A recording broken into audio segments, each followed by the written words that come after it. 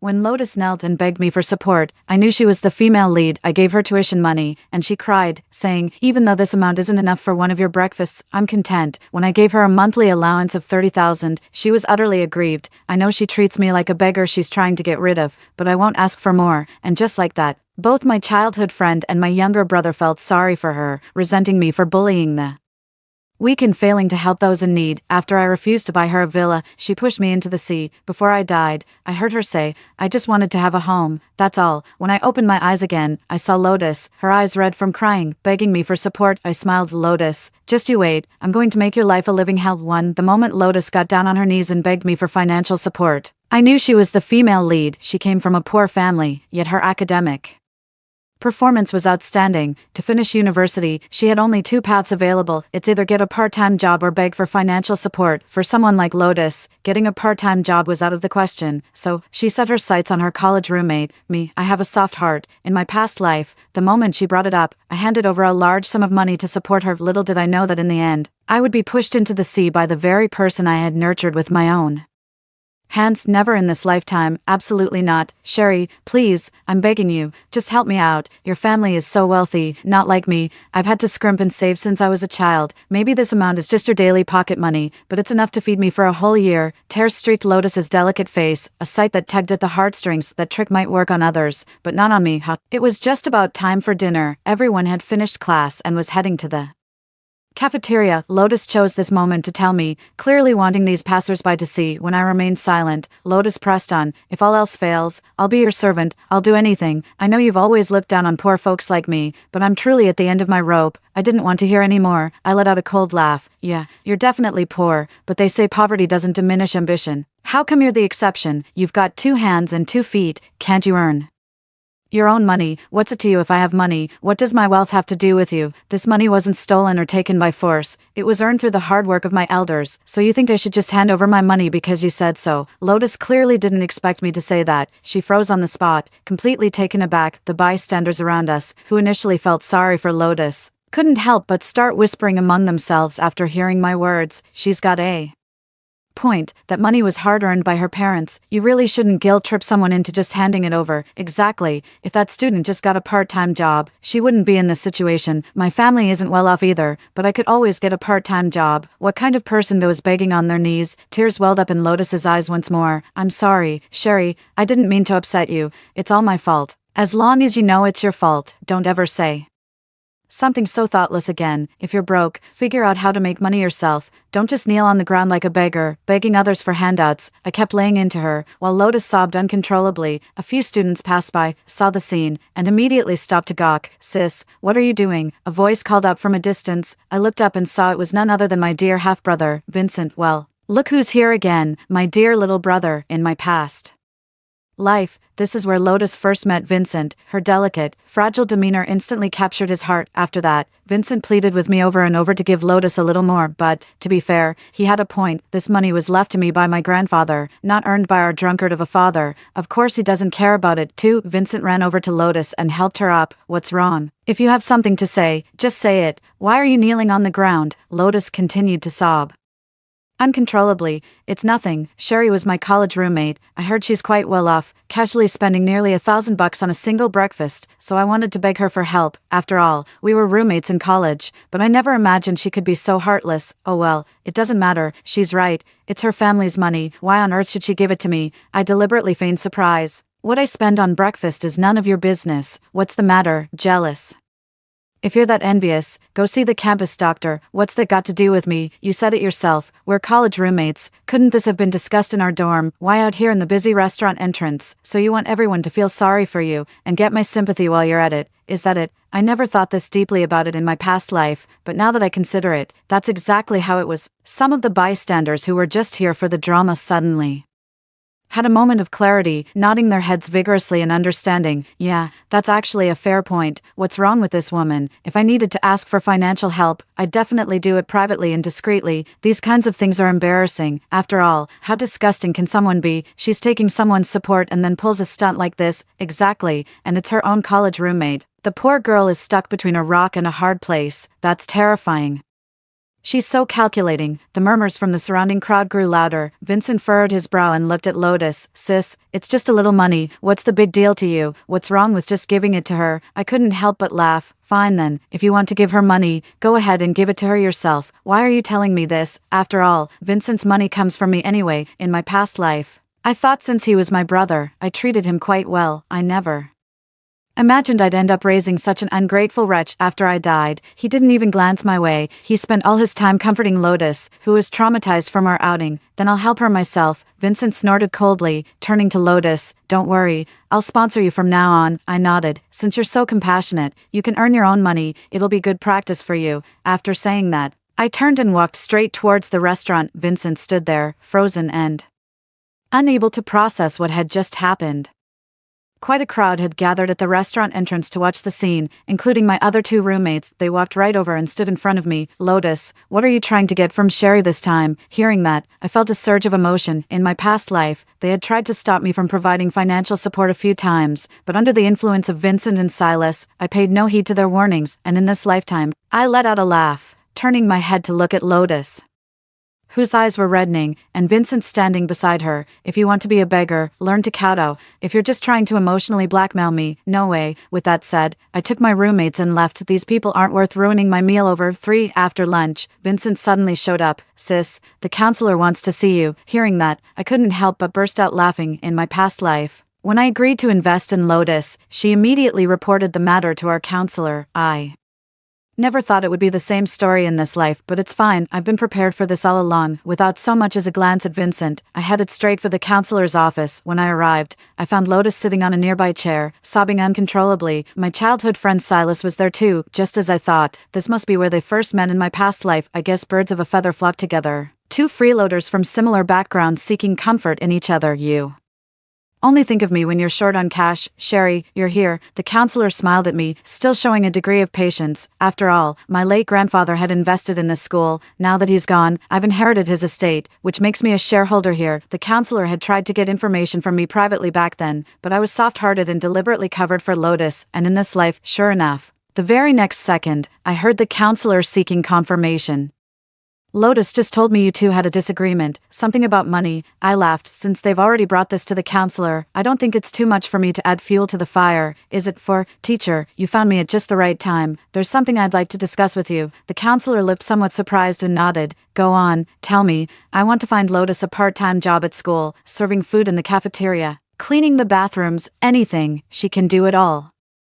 I turned to look at Lotus. Hearing my words, she froze in place. Why do I need to find a part-time job? Lotus instinctively shot back a question. I deliberately feigned a look of shock. Don't you want a part-time job? Just today, you were kneeling on the street telling me you were broke and asking me for money, but I don't have much money either, so I thought I'd come to the counselor to find you a job. I didn't expect you to be so ungrateful. I guess I overstepped, but you're broke and you don't want to get a part-time job. What? You expect a free ride? I'm not about to encourage that kind of freeloading mentality. It's a bad look for society. My younger brother, who had followed me over, couldn't hold back his anger when he heard me say that. Sis, what are you talking about? What do you mean, a free ride? Am I wrong? I looked at Lotus, her face flushed with embarrassment, as if she couldn't bear the awkwardness. If you don't want to work a part-time job, how do you expect good things to just fall into your lap? Isn't that right, Professor? The academic advisor nodded. Yeah, you can't exactly force someone to invest in you if they don't want to. Getting a part-time job is a good idea.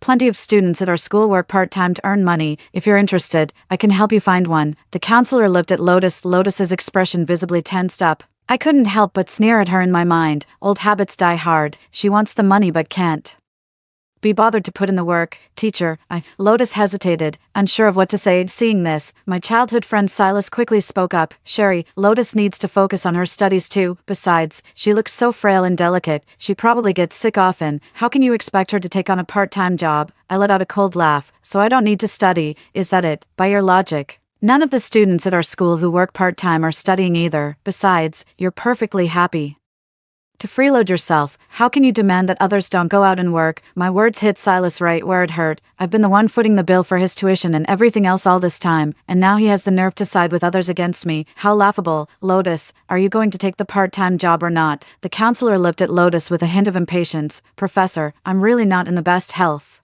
If I took the job, I'm afraid I'd just hold everyone back. Lotus kept her head bowed, so it turns out I, her childhood friend, gave her the perfect excuse to say that. Oh, is that so? If you're feeling unwell or something's wrong, just show us a doctor's note. I'll rally everyone to chip in for you or something. My words left Lotus speechless, not knowing how to respond. Just then, the bell rang, and Lotus quickly seized the chance to speak. Professor, I have to get to class. Let's put the part-time job idea on hold for now. And as for the donation, it's really not necessary. Hearing that, I nodded curtly. Fine, just make sure you stop going around telling everyone you're broke and looking for handouts, otherwise, I might just have to save a janitorial position for you in the school restrooms. Lotus beat a hasty retreat. I scoffed coldly, ignored the accusations from Silas and Vincent, and walked away. I hadn't gone far when Lotus stopped me. Sherry, are you mad at me? 5. Lotus looked at me, and hearing her words, I couldn't help but laugh. Why would I be angry? Your photos are already being passed around in the class group chat. You're the one who should be embarrassed, not me. If I remember correctly, we didn't have class just now, did we? If the teacher finds out you lied to him, what do you think he'll think? Lotus's face visibly paled with panic, and she quickly spoke up. I only asked for your help because I'm broke. If you're not okay with it, then forget it. There's no need to put me on the spot like this. My childhood friend and my younger brother caught up with us again. They exchanged a glance and positioned themselves on either side of Lotus, standing like a pair of guardians. Sherry, when did you become like this? Silas looked at me in disbelief. You used to be so gentle and sweet, but now you're so aggressive. I just laughed. Exactly. It's because you're too kind and sweet that you got taken advantage of. What? Can't stand to see it. Huh? I turned to look at Lotus again. Forget about getting an investment from me. Maybe you should just go be a mistress instead. Being a mistress isn't so bad. You can get someone to take care of you, give you more money and all that. The moment I said that, the expressions on both Lotus's and Silas's faces changed instantly. Those words really hit a nerve with both of them. After all, in my past life, I found out after I died that Lotus had actually been the mistress of a school board member's relative. As for Silas, what a coincidence. His mother was a mistress too, but because he was beaten as a child, I felt sorry for him, so I took out all my money to support him, and now, after all that, I've raised an ungrateful wretch. Sis, what happened to you? Vincent shook his head in disbelief. What do you mean, what happened to me? By the way, you're old enough now, you can't just idle around all day. If you have free time, you should get a part-time job. After all, I won't be giving you any more money for your studies from now on. My brother's face instantly changed. He's been pampered since childhood. When has he ever had to work a part-time job? But what does any of that have to do with me? They can forget about ever seeing another penny from me for the rest of their lives. 6. That very night, I dragged my 2 roommates out shopping. We came back loaded with bags, and the look on Lotus's face instantly changed. Her eyes were glued to my shopping bags. Sherry, I'm so envious of you. Envious, not resentful. I asked on purpose, and sure enough, Lotus's expression grew tense. How could you think that? It's true you're wealthy, but I only envy you, that's all. After all, this money was left to you by your family. It's a shame I don't have family like that. I nodded. Yeah, I don't know if you're just cursed when it comes to family, but how did you end up so unlucky? Lotus's expression changed instantly, seeing that I had absolutely no interest in engaging with her. She gritted her teeth and tried to cozy up to me again. Sherry, are you really not able to lend me some money? I'm counting on this for university. As she spoke, Lotus began to sob once more. Of course I can, I said with a smile. At my words, Lotus's eyes instantly lit up, while the expressions of my other 2 roommates grew tense. Summer break is coming up. If you want to earn some money, you can come work at my company. It's also an inheritance left to me by my maternal grandfather. I'm not the one running it day to day right now, but I've started to gradually take it on. I'll fully take over the company management after I graduate. Lotus was stunned upon hearing this. But what are you worried about? I'll not only pay you, but also provide an internship certificate. How does that sound? Lotus hesitated for a moment, then quickly nodded. All right, it's a deal. Honestly, it's not about the money or the job itself. I just want to spend more time with you all. Okay then, you can start as a junior staff member. Don't worry, I won't make you clean the toilets or anything like that. I deliberately put on an air of magnanimity. As long as I can get the internship certificate, that's all that matters. Lotus bit her lower lip, then returned to her seat and went back to studying. My 2 roommates looked at me with confusion, and I whispered to them, it's fine, I have my own plans. Do you too want to join? There are internship certificates for everyone. An internship certificate from a listed company is something many people want. Those 2 were no exception. After confirming it wouldn't affect me, they agreed to come as well. And then, on the first official day of the holiday, I had just arrived at the base of the office building when I spotted 2 figures not far away. A cold sneer escaped my lips. I knew my little brother wasn't one to just sit around idle. 7. I walked over, my face a mask of cold indifference as I looked at my father and stepmother. Sherry, what on earth is going on? I heard from your brother that you cut off his allowance. Is that right? The person Saying this was my dad, his breath reeking of alcohol the moment he spoke, looked like he'd been on another drinking binge, and standing right beside him was my stepmother. On the surface, my stepmother has always been perfectly polite to me, because all the money in their hands came from me, but when I died, she was the one who trampled on me the hardest, wishing all my money would end up in her hands. It's truly severed. He's already this old, giving him more money now would just be spoiling him. But your brother is running out of money. I raised an eyebrow. Then let him take a part-time job at my company. Seeing their hesitation, I spoke up at the right moment. How about this? I'll arrange a relatively easy job for him. It'll also give him a chance to get familiar with the company environment. Later on, I can hand this company over to him. What do you two think? My casual promise instantly wiped the scowls off their faces, replacing them with smiles. So that's what you had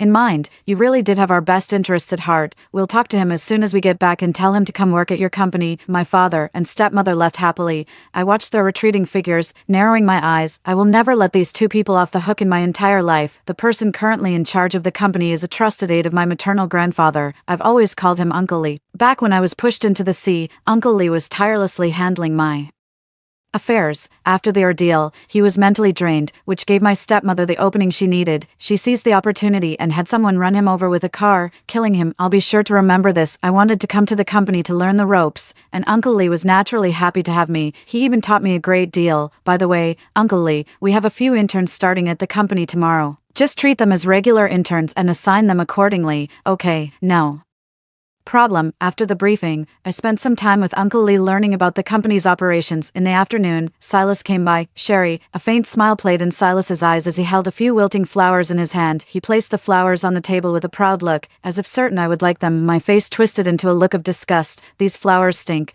Take them away in a bit. Seeing me like this, an awkward expression crossed Silas's face, and he quickly hid the flowers behind his back. I just wanted to ask if I could come intern at the company too. 8. I deliberately feigned surprise. Do you still need to come intern at my company? Aren't you pretty capable? I imagine a lot of companies would want you. Silas was taken aback for a moment and let out a sigh. You know, I want to be at the same company as you. Well, I was just thinking, if I really joined your company, wouldn't I get to spend more time with you? I suspect he just wants to spend more time with Lotus, doesn't he? But him coming here was part of my plan all along. After all, with Lotus here, how could he possibly run away? Sure, I'll have Uncle Lee arrange it later, I said with a nod. Silas happily reached out to take my hand, but I deftly avoided it without a word. During dinner that evening, I asked my two roommates how their internships were going, paying particular attention to Lotus's situation. She and your childhood friend, they were chatting the whole time. Hardly any work got done, Jocelyn said with a pout. Tiffany, standing beside me, looked at me with a hint of concern. I knew exactly what they were thinking. In my past life, they had both spoken ill of Silas in front of me, but I was too blind to see the truth and ended up lashing out at them in a fit of anger. Looking back now, it's clear they were the only ones who truly had my best interests at heart. Forget about them. Let them stay here for now. It won't be long before the show begins. 2 more days passed, and Lotus, Silas, and Vincent all came to see me. I couldn't help but sneer, waiting for their next round of emotional blackmail. Sure enough, Lotus looked at me hesitantly. Sherry, I was wondering if I could get an advance on my salary. Would that be okay? I looked at her, thinking tomorrow was Friday. I could guess she was off to the hotel again to be that school trustee's relative's mistress. She was getting ready to doll herself up. I only found out about this after I died. Every Friday, she would meet with the other person for something like this. Of course I had to give it a push. I didn't hesitate to have HR advance her salary. As I was leaving work, I overheard Lotus and the others gossiping again. I know she's treating me like a beggar, but I'm not asking for more. Don't overthink it. Just go ask her for some money when you get the chance. Silas comforted Lotus. Exactly. My sister has plenty of money. Don't worry. Once she gives it to me, I'll share it with you. My childhood friend and my foolish little brother really do look like a pair of brainless simps. I let out a cold laugh and turned to leave. Now, I just have to wait for the professional paparazzi I hired to do their job properly tomorrow. It just goes to show, you really do get what you pay for. I couldn't help but laugh at the stark white photo in my hand. Hire a top influencer to post it, with a full service package to buy trending spots. The matter concerning the school board member's relative instantly sparked heated discussion. Not only did the relative lose their job, but the board member was also dismissed. That very afternoon, a heavy-set woman stormed into my office and proceeded to beat Lotus black and blue. You home-wrecking bitch. If it weren't for you, my husband wouldn't have been fired by the school board. You'll pay for this. With that, the woman turned on her heel and left, arriving fashionably late. I took one look at Lotus's bruised and battered face and silently gave the woman my full approval. Excellent work, just as I expected from someone I Handpicked, I had all of this recorded on the company's security cameras long ago, just adding some fresh content for the internet. Aren't we? 10. Word came from the school that Lotus had been expelled. She became a complete social pariah, cursed and reviled wherever she went. Naturally, I made sure to have someone tail her. We made sure to spread the word about her everywhere she went, but Lotus was no longer important. I turned my gaze to Silas and Vincent next. It was their turn a couple of days later. Silas came to my office and started making a scene. What do you mean? My father's company was already on the brink of collapse. How could you do this? What are my mother and I supposed to do now? What does that have to do with me? Your family's company isn't profitable. I'm just pulling my investment back. I stared at Silas with an expressionless face. Silas's face turned unusually grim and cold, but after a moment, his expression softened considerably. Sherry, maybe you should still help out. You know how my dad has a bad temper. If our family's company really goes under, I'm afraid he'll take it out on me and my mom again. Silas's tone had softened considerably. It's a shame, though. I know exactly what kind of person he is. His bad temper is his problem, not mine. Don't give me that nonsense. If you think I'm handing over any money, you can forget it. Silas completely lost it. Fine then. What about all the years we grew up together? How can you be so heartless? I'm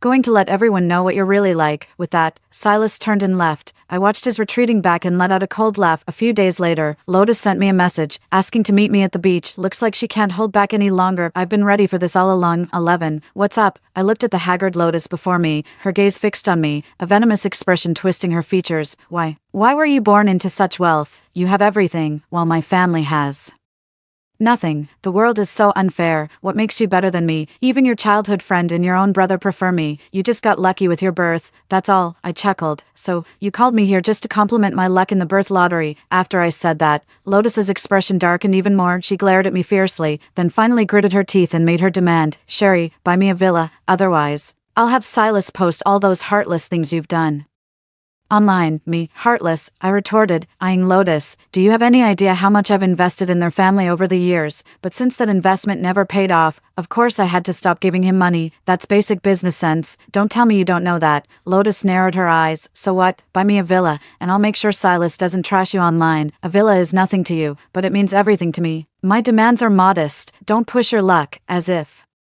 afraid I wouldn't agree. Lotus added, I just want to have a home, that's all. I laughed. Just who is the one pushing their luck here, in the end? I just coldly replied with 2 words, in your dreams. Her face twisted, and she started to lose it. If you won't buy it for me, then just drop dead. Once you're dead, all your money will go to that good-for-nothing brother of yours, and then, it'll all be mine. As she said this, Lotus tried with all her might to shove me into the sea. Unfortunately for her, her balance was off. While I had been practicing martial arts ever since my rebirth, so the moment she made her move, I delivered a sharp kick straight to her knee, sending her sprawling to the ground. As she tried to get up again, I planted my foot on her face and said with a laugh, your life is over. After saying that, I turned my head and called out, Uncle Lee. Uncle Lee rushed over with his men, the freshly recorded video still in his hand. Once the evidence was submitted, with my lawyer's backing, Lotus was promptly sentenced to 3 years in prison. As for Silas, who had been smearing me online, my top-tier lawyer's prosecution landed him a 6-month jail sentence as well. It's a shame men and women aren't held in the same prison. I would have loved to see the look on their faces when they saw each other. Within 6 months, the Shin family went bankrupt, and Silas's parents fled abroad. When I found out, I couldn't help but laugh. It looks like Silas is left holding the bag for all that 300 million in debt. That works out well. I won't need to find a chance to deal with Silas anymore. His creditors had ways to drive him to ruin. None of that has anything to do with me anymore. After that, I cut off all funding from my father's side. My brother couldn't afford Lotus's bail, so the 3 of them came to make a scene at my place once, but security threw them right out, of course, as they passed by. I deliberately left a bottle of 56 proof liquor and a set of car keys on the table. Sure enough, my father couldn't resist the temptation. He snatched them and took off. On his way to the garage, he even opened the bottle and took several big swigs. That very night, I heard my father got into a car accident while driving under the influence. He and my stepmother both became vegetative, confined to their beds forever. My brother, on the other hand, is much better off. He's only paralyzed. Thankfully, he's an adult now, so I don't have to act as his guardian or pay his expenses. Whether he lives or dies is none of my business. 3 years later, Lotus was released. Her first instinct was to find someone new to manipulate. Out of the kindness of my heart, I had someone escort him directly to my good-for-nothing brother's place. After all, even a paralyzed man can get a wife, right? I really am such a thoughtful and considerate older sister. I just never expected that Lotus would get nothing from my brother and, unable to bear the loneliness, would later find herself another man. My brother found out and finished off Lotus with a single They say the method bore a certain resemblance to Silas's tsk. My brother got life, but I heard from the guards that he went mad in there, started raving. I went to take a curious look. My brother, sis, it's me, it's really me. I was wrong, I've been reborn, I remember everything now. Sis, you can't give up on me, you just died in your last life, but you can't let my current life be ruined. Sherry, you deserve to die, why don't you just drop dead already? If you were gone, all your money would be mine. Lotus, go to hell, cheating on me, I'll kill you. No, I don't want to go to jail, this shouldn't be my fate. I was supposed to be a rich kid, I still have to go to school, I need to study. Hearing this, I felt nothing inside. Maybe he really was reborn, or maybe he's just gone mad, but so what? Everything about him has nothing to do with me. By that time, I had officially taken over the company. Not only that, I had also specifically established over a dozen branch offices. Multiple industry chains converged and flourished, and my grandfather's assets multiplied several times over. With nothing to do in the evening, I made a point of having dinner with Jocelyn and Tiffany. They have both become shareholders in my two branch companies. They're highly capable, completely loyal to me, and my unwavering support system. The three of us were joking around, and after the meal, I looked at them both. All right, if there's nothing else, you should head back, get some rest, because tomorrow we're back to making money. Remember our deal, we're getting another company public within 3 years. Don't you dare miss that target, you've already made a fortune, still chasing more money. Jocelyn and Tiffany looked at me with a hint of exasperation. I immediately nodded and said, of course, money is the ultimate security blanket. The two of them thought for a long moment before looking at me again. All right then, after all, the three of us are in this together, we'll follow your lead. I looked at them and couldn't help but smile. Thank you. That thank you was for their trust in me, and even more so for the genuine, heartfelt tears they shed for me after my death in my past life. This is true friendship. I know we will continue to move forward hand in hand, just as we have for the past 10 years. I believe that one day, the names of the three of us will shine brightly among the crowd. Extra story, I'm Vincent, Sherry's younger brother. I've resented Sherry since we were kids. Why did she get a wealthy grandfather and inherit a fortune beyond anyone's wildest dreams, while I'm stuck here, scraping by under her thumb? Is it just because my mother was the other woman? So I fought her at every turn, trying to squeeze more money out of her, but then everything seemed to change. My family was destroyed, I was cuckolded by that bitch Lotus, and I ended up spending the rest of my life in prison. But then, it was as if I suddenly remembered my past life, and I realized nothing was right. I was supposed to have inherited all of Sherry's estate. I was supposed to be the richest second-generation heir in the whole city. I should be throwing money around in the casino right now. How did everything change? Sherry is alive, yet I'm the one in prison. I wanted to test the waters, so I started playing the fool. Sure enough, Sherry came to see me. The cold, disdainful look in her eyes told me everything. She was reborn too. If only I had known. If only I had known. In this life, I will never follow Lotus and make an enemy of Sherry that way. I could still be the esteemed young Master Lu that everyone respects. On the night I decided to end my life, I overheard people talking about Sherry.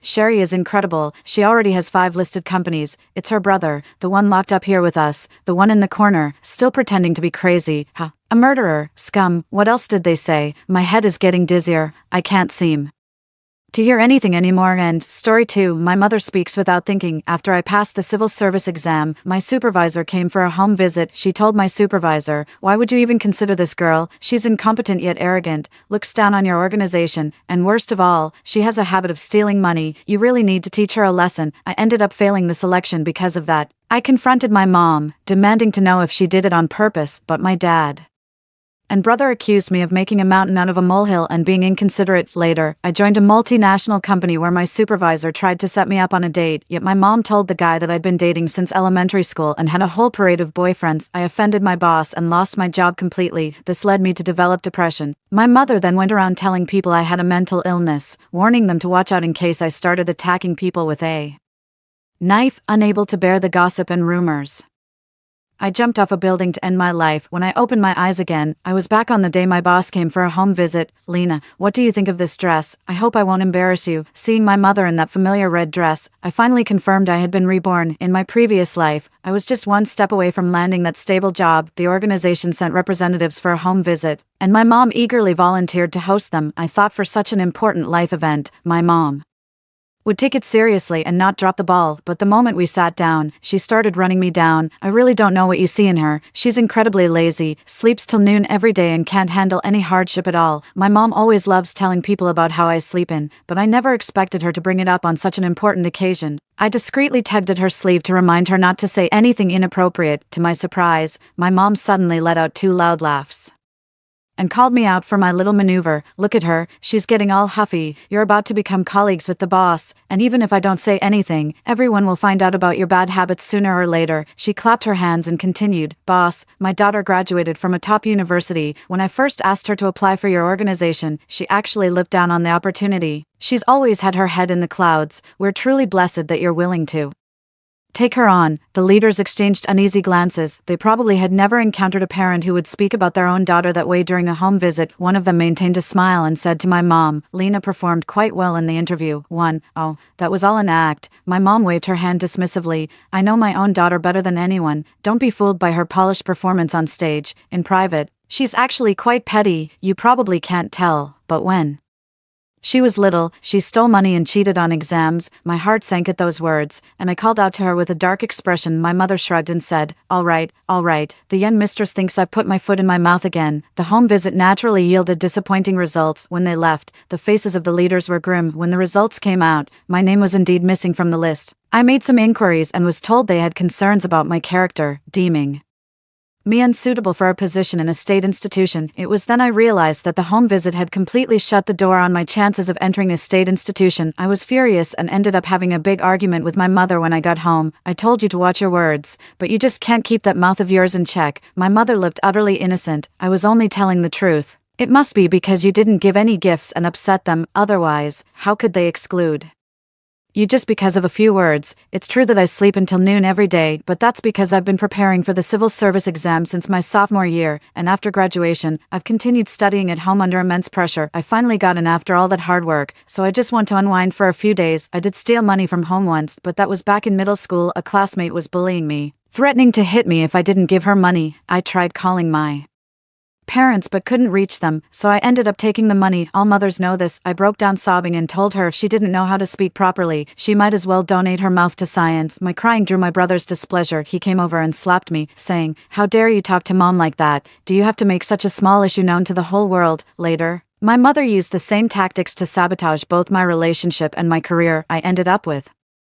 depression, yet she told everyone I was mentally unstable. People started avoiding me like the plague, afraid I might snap and turn violent. Overwhelmed by the world's relentless cruelty, I jumped from a building on a sunny day. I never expected fate would grant me a second chance at life. This time, I'm definitely keeping my distance from mom. Lena, what's on your mind? My mother's voice snapped me out of my thoughts. I straightened up and let out an oh no. Mom, I forgot, those people aren't coming today. Mom, not coming. My mother was taken aback. Why, seems like their meeting got postponed. They said they'll come in a couple of days. You should have said so earlier. Mom hurried into the room to change out of her dress, then sat down beside me and started watching TV. I glanced down at the time. With 2 hours left until the home visit, I needed to find a way to get mom out of the house. A minute later, I took out my phone and sent a message to my aunt. Within minutes, my aunt called my mom saying they were short a player for mahjong and urged her to come over right away. My mom is a mahjong fanatic. I answered the phone and immediately headed out the door. Seizing the moment, I called my aunt and asked her to come over right away to help with the home visit. My aunt works in the public sector. Understanding the urgency of the matter, she dropped everything and rushed over as soon as I made the request. Compared to my mother, my aunt speaks with impeccable precision. She didn't overpraise me, but gave a well-rounded account of my personality and strengths. It was clear that the leaders were quite pleased. Finally, we stood up and my aunt and I saw our guests out. Just when I thought everything was under control, the moment I opened the door, I came face to face with my mom. Seeing so many people in the house, my mom froze for a few seconds. She quickly realized who the people in front of her were. She immediately asked, "You must be the officials here for the home visit. I'm Lena's mother, but you," afraid my mother might say something shocking. I called out to stop her. In front of everyone, I took her hand and led her down the stairs. "Your aunt just called. She wants you to come over for mahjong." My aunt immediately understood the hint and quickly ushered the officials into the elevator. I finally breathed a sigh of relief when I saw them leave without incident. Turning around, I was met with my mother's stormy expression. "I just got back from your aunt's place. How could she be calling me again? Why wouldn't you let me speak with those people? And why did you lie about them coming in 2 days?" I was just about to respond to her questioning, but mom had already guessed, her face full of hurt. "Are you ashamed of me? Is that why you don't want me around? In my past life, it was those very words that made me relent and let her prepare for my parent-teacher conference. That's how they ended up in that situation." My mom loves sharing our family matters with outsiders. She speaks without filter. Whatever comes to mind just comes out. When I came first in my grade as a child, she'd tell people I cheated and didn't actually have what it takes to be top of the class. The whole school was buzzing about this incident, although the homeroom teacher eventually reviewed the surveillance footage and cleared my name. But even after I started junior high, some people still kept calling me Miss B as an insult. That nickname really got under my skin, so I ended up in a fight with the girl who called me that. But at school, my mom said I'd always been a troublemaker since childhood, and that girl had every right to hit me. After that incident, I was bullied by that girl for 2 years. It wasn't until she followed me home to get money, and after she took it, that I called the police. The girl was taken into custody. Her family came to apologize to me personally only because her father and mine work at the same company. My parents ended up forgiving her on my behalf. My mom says I'm too nitpicky. Like a stubborn mule. The nightmare only ended after that girl transferred to another school. I've had countless arguments with my mom over her gossiping about my personal life too, but every time, she'd act all hurt and wronged. Dad and my younger brother also sided with her, accusing me of being too sensitive and saying I can't take any criticism. What happened today broke Mom's heart all over again. She started crying as soon as we got home. If you're so ashamed of me, then don't treat me as your mother anymore. Go ask your aunt to be your mother instead. I was so fed up with the nagging that I snapped. If you can't fix this awful habit of running your mouth, I don't even want you as my mother anymore. My dad walked in right as I said those words. He stormed over and kicked me. How dare you talk to your mother like that? Everything she does is for your sake. If you're so ashamed of her now, why were you so quick to ask for money before? The kick landed right in my stomach. The pain was so sharp I broke out in a cold sweat instantly. Before I could say anything, my brother popped up too. Exactly, sis, you're biting the hand that feeds you. Mom's always been like this. Without her fiery temper, our family would have been walked all over countless times. Mom never thinks before she speaks. It's not just when she talks about me. She tends to exaggerate and make up stories about others too. Because of this, many neighbors keep their distance from our family, afraid she might spin some tale about them, but Dad and my younger brother see it as a sign of her strong personality and actually take pride in it. In my past life, I often had to restrain my mother and make her keep quiet at critical moments for the sake of my father and brother. Since they believed my mother did all this for the good of the family, well then, I'd like to see how they'd handle it if my mother's words were directed at them. Whether they'd be as magnanimous as they claim. I rubbed my stomach for a long time before finally feeling some relief. I stood up and apologized to my mother. Mom, I was out of line. Don't worry. From now on, I'll make sure you're included in all the important family gatherings. I know you always have our best interests at heart, and I won't contradict you again. Hearing my apology, all three of them nodded in approval. My father especially took the opportunity to advise me. Your mother's words might be harsh, but honest advice is often hard to swallow. Learn to communicate like she does, and you won't be pushed around by your in-laws. I quickly said, of course, Dad, and my younger brother looked around the kitchen and realized Mom hadn't cooked, so they started making arrangements to go out and buy some food. After they left, I apologized to Mom again, saying it was my fault today, and Mom was brimming with confidence after Dad and my younger brother started to come out of their shells. And she told me triumphantly, let me tell you, even though your aunt works within the system, she's nowhere near as articulate as I am. If you mess up this civil service exam, don't you dare come crying to me with regrets. I murmured in agreement, once again lavishing Mom with effusive praise. I already regret it. Mom, you're absolutely right. You're the one who should have been handling this situation from the start. Mom was getting carried away. If you're really that worried, I can go have another word with your supervisor about this. I quickly waved my hands. No, that's not necessary. Mom, you've got more important things to prepare for. Isn't Jace trying to become a police officer? They'll be doing a home visit in the next couple of days. You'll need to make a good impression. My younger brother has dreamed of being a police officer since he was a child. He even got into a police academy for college right after graduating from university this year. I signed up for the police exam the moment I learned about it. All those years of preparation paid off, and he made it to the political review stage. After what happened to me in my past life, I was terrified that my brother's lifelong dream would be shattered. I had multiple heart-to-heart talks with him and managed to keep the home visit under wraps. He successfully achieved his dream. I won't stand in the way anymore. Not in this lifetime. I knew if I didn't stop Mom, she'd make a mess of things, but I never imagined it would be this bad. A few days later, the home visit team arrived right on schedule. This home visit is different from my last one. I can't be present myself without my brother's intimidating stares and my restraint. My mom completely let loose. You might not fear death, but my son does. When he was little, even seeing a mouse would scare him stiff. I have no idea why you picked him. Are you that desperate for people? Everyone in the room fell silent. I almost lost it. Oblivious to the awkward atmosphere, Mom continued, but our Jace has always wanted to be a police Officer, he's loved guns and weapons since he was little. In middle school, he even built his own gun. That thing was so powerful it actually injured someone, nearly hit them right between the eyes. When I asked him later if he'd aimed or if it was an accident, the little rascal told me, "Of course I aimed. See, he's really going places." The officers, who had merely been speechless before, now stared wide-eyed. "Ma'am, you must be talking about a toy gun, right? The most distinguished looking." Leader spoke up, as if trying to smooth things over. To everyone's surprise, my mother mistook his reaction for disbelief and immediately stood up. "That gun is still here. I'll show you right now." "Mom." My mother walked into the room. I noticed several people growing tense simultaneously, their expressions turning grim. One even moved a hand toward the small of his back. I sidestepped out of the way, thinking to myself that if things got out of hand, I didn't want to get caught in the crossfire. A minute later, my mom came out holding the gun.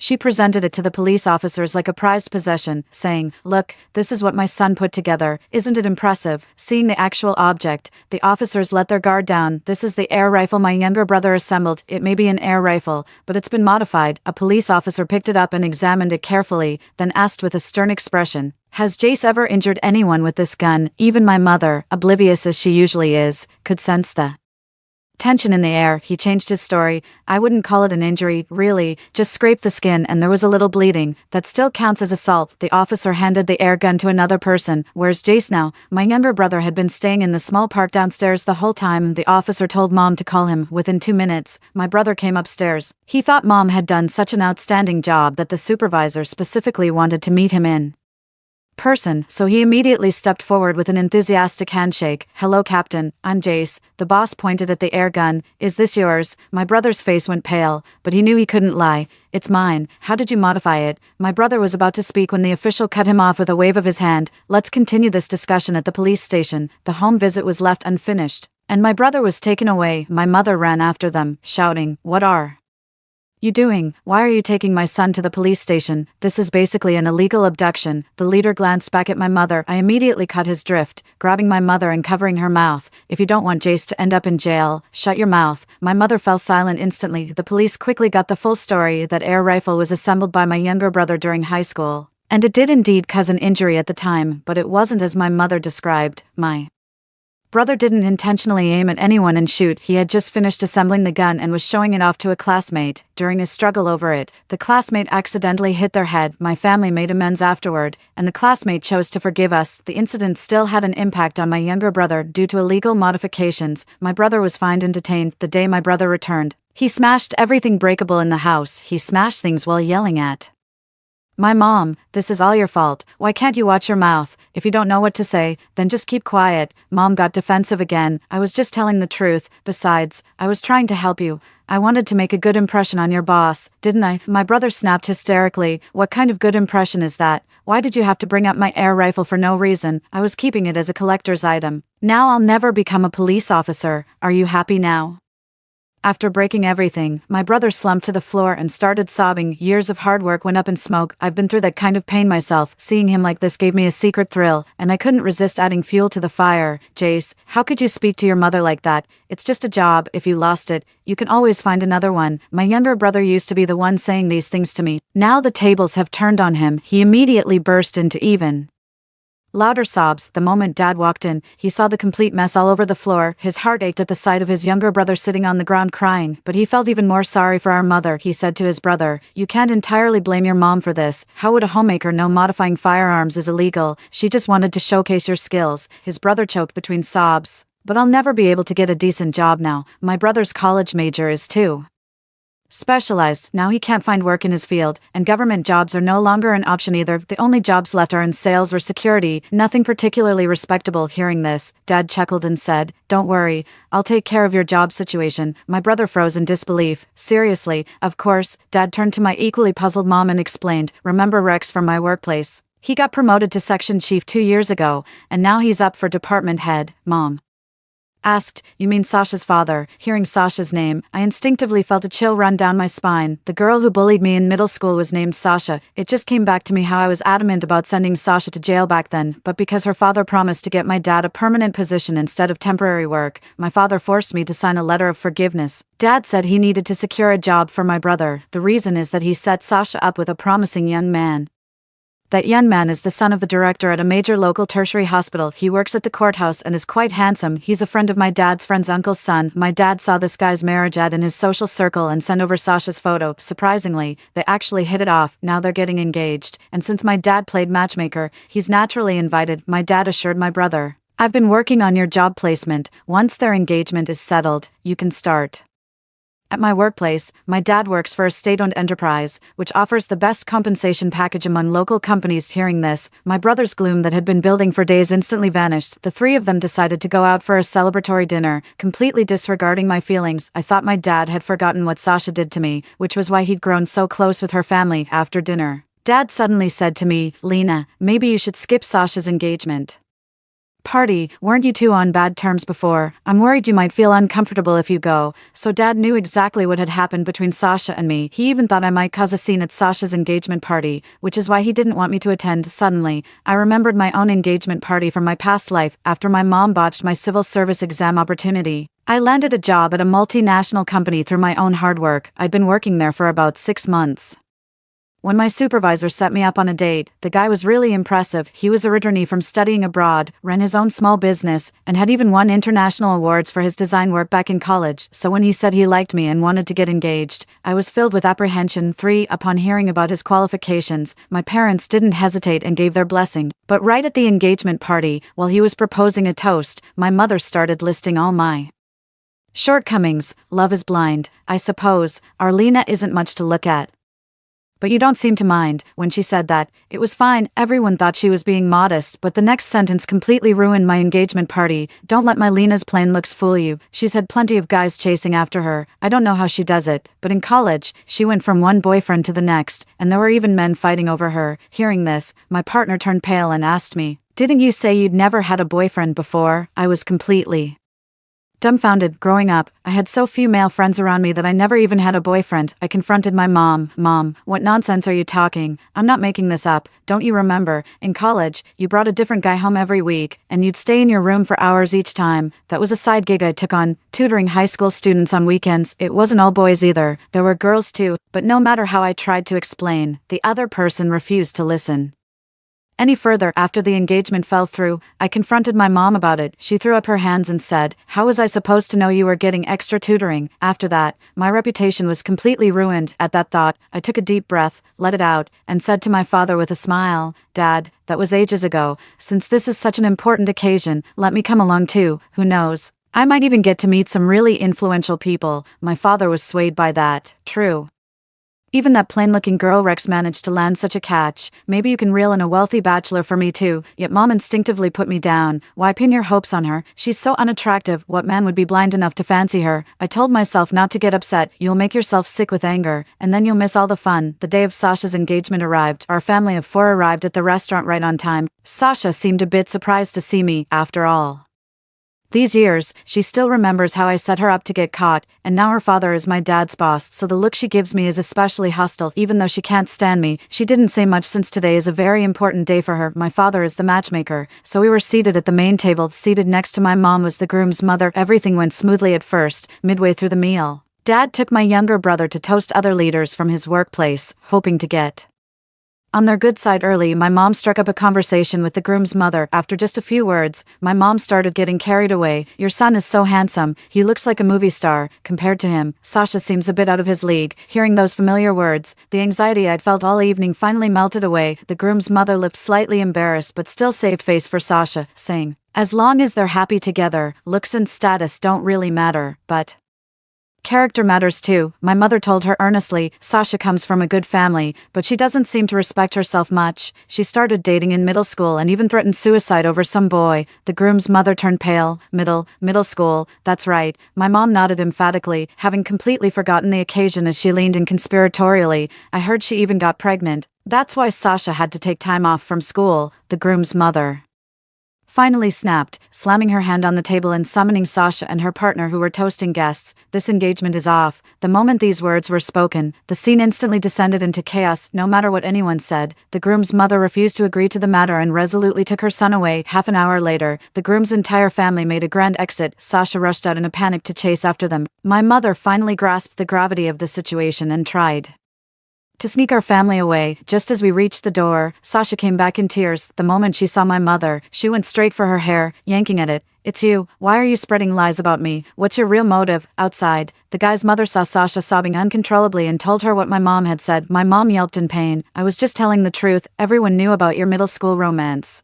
How dare you claim I'm pregnant? Tears welled up in my mom's eyes from the pain. Aren't you? I only heard rumors. I never told her you definitely were. As the two of them went back and forth, everyone around overheard the whole story. My dad's face instantly darkened. Sasha's father looked even more furious. He shot a glance at my dad and said, George, what on earth is going on here? My apologies, Section Chief. My wife speaks without thinking, but I'm sure she didn't mean any harm. If you can't control your tongue, you shouldn't have brought her out. As she spoke, Sasha grew even more unhinged. She slapped my mother repeatedly, making her cry out in pain. I knew your whole family was up to no good. Damn it. My boyfriend's breaking up with me, and you're all going to pay for this. Sasha was still the same little punk from middle school, spewing a string of curses like it was nothing. She took out all her anger on my mom. It wasn't until my dad couldn't take it anymore that he stepped in and separated the two, but even so, the whole thing was completely over. 2 weeks later, Sasha's father was promoted to department head. My dad got fired over a minor mistake at work. The day he was laid off, my father drank heavily. When he came home, he pointed at my mom and yelled, Do you even have a brain? What were you thinking, spouting nonsense on such an occasion? Don't you realize it's because of this that I lost my job? Jace's offer fell through, and now we've got nothing to live on. The words hung in the air for as long as I can remember. My mother never had a job. When my father got laid off, it was like our family's financial lifeline had been cut. My mother started crying on the side. I had no idea it would turn out this serious. I just couldn't hold my tongue in the moment. Maybe I should go and apologize to them. Do you really think an apology will fix anything? It was the first time I saw genuine despair in my father's eyes as he looked at my mother. I spoke up in my mother's defense. Dad, you can't put all the blame on Mom. If Sasha hadn't actually done those things, why would people spread rumors? Hearing my voice, my father shifted his gaze to me and pointed his finger in my direction. The words hung in the air. It was you, wasn't it? I blinked. What? You must have put your mother up to this. Dad suddenly shifted all the blame onto me. I wondered why you were being so nice, wanting to attend Sasha's engagement party. Turns out it was for this dirty trick. For the angrier he got, the more he spoke, until he raised his hand to slap me. But he'd had too much to drink and was unsteady on his feet. I sidestepped and stuck out my foot. He fell flat on his face. He let out a pained ouch. I sneered. You blame me for everything, but aren't you aware of how nasty your own wife's mouth is? No sooner had I spoken than my brother, hearing the commotion, rushed out of his bedroom. Seeing our father on the floor and our mother in tears, he pointed at me and yelled, Lena, have you lost your mind? Why are you bullying Mom and Dad? I yelled at him, are you fucking deaf? They're the ones bullying me. The walls are paper thin. So my brother definitely overheard my conversation with our parents. He frowned and said, what's the big deal if Mom and Dad criticize you? They feed you and put a roof over your head. That's their job as parents. You're still living at home without contributing anything, and you think you're above being told off. He acted all high and mighty. Who are you to say we're still spending their money? I've been working part-time since college. Even when studying for exams after graduation, I used my own scholarship funds. You're the one who's contributed nothing to this family and still live off our parents. I didn't hesitate to tear down his facade. My brother flew into a rage. You still live at home too. That's also mooching off our parents. If you've got guts, move out. Fine. I agreed without missing a beat. I'll move out then. I never planned on staying at home anyway. It's not like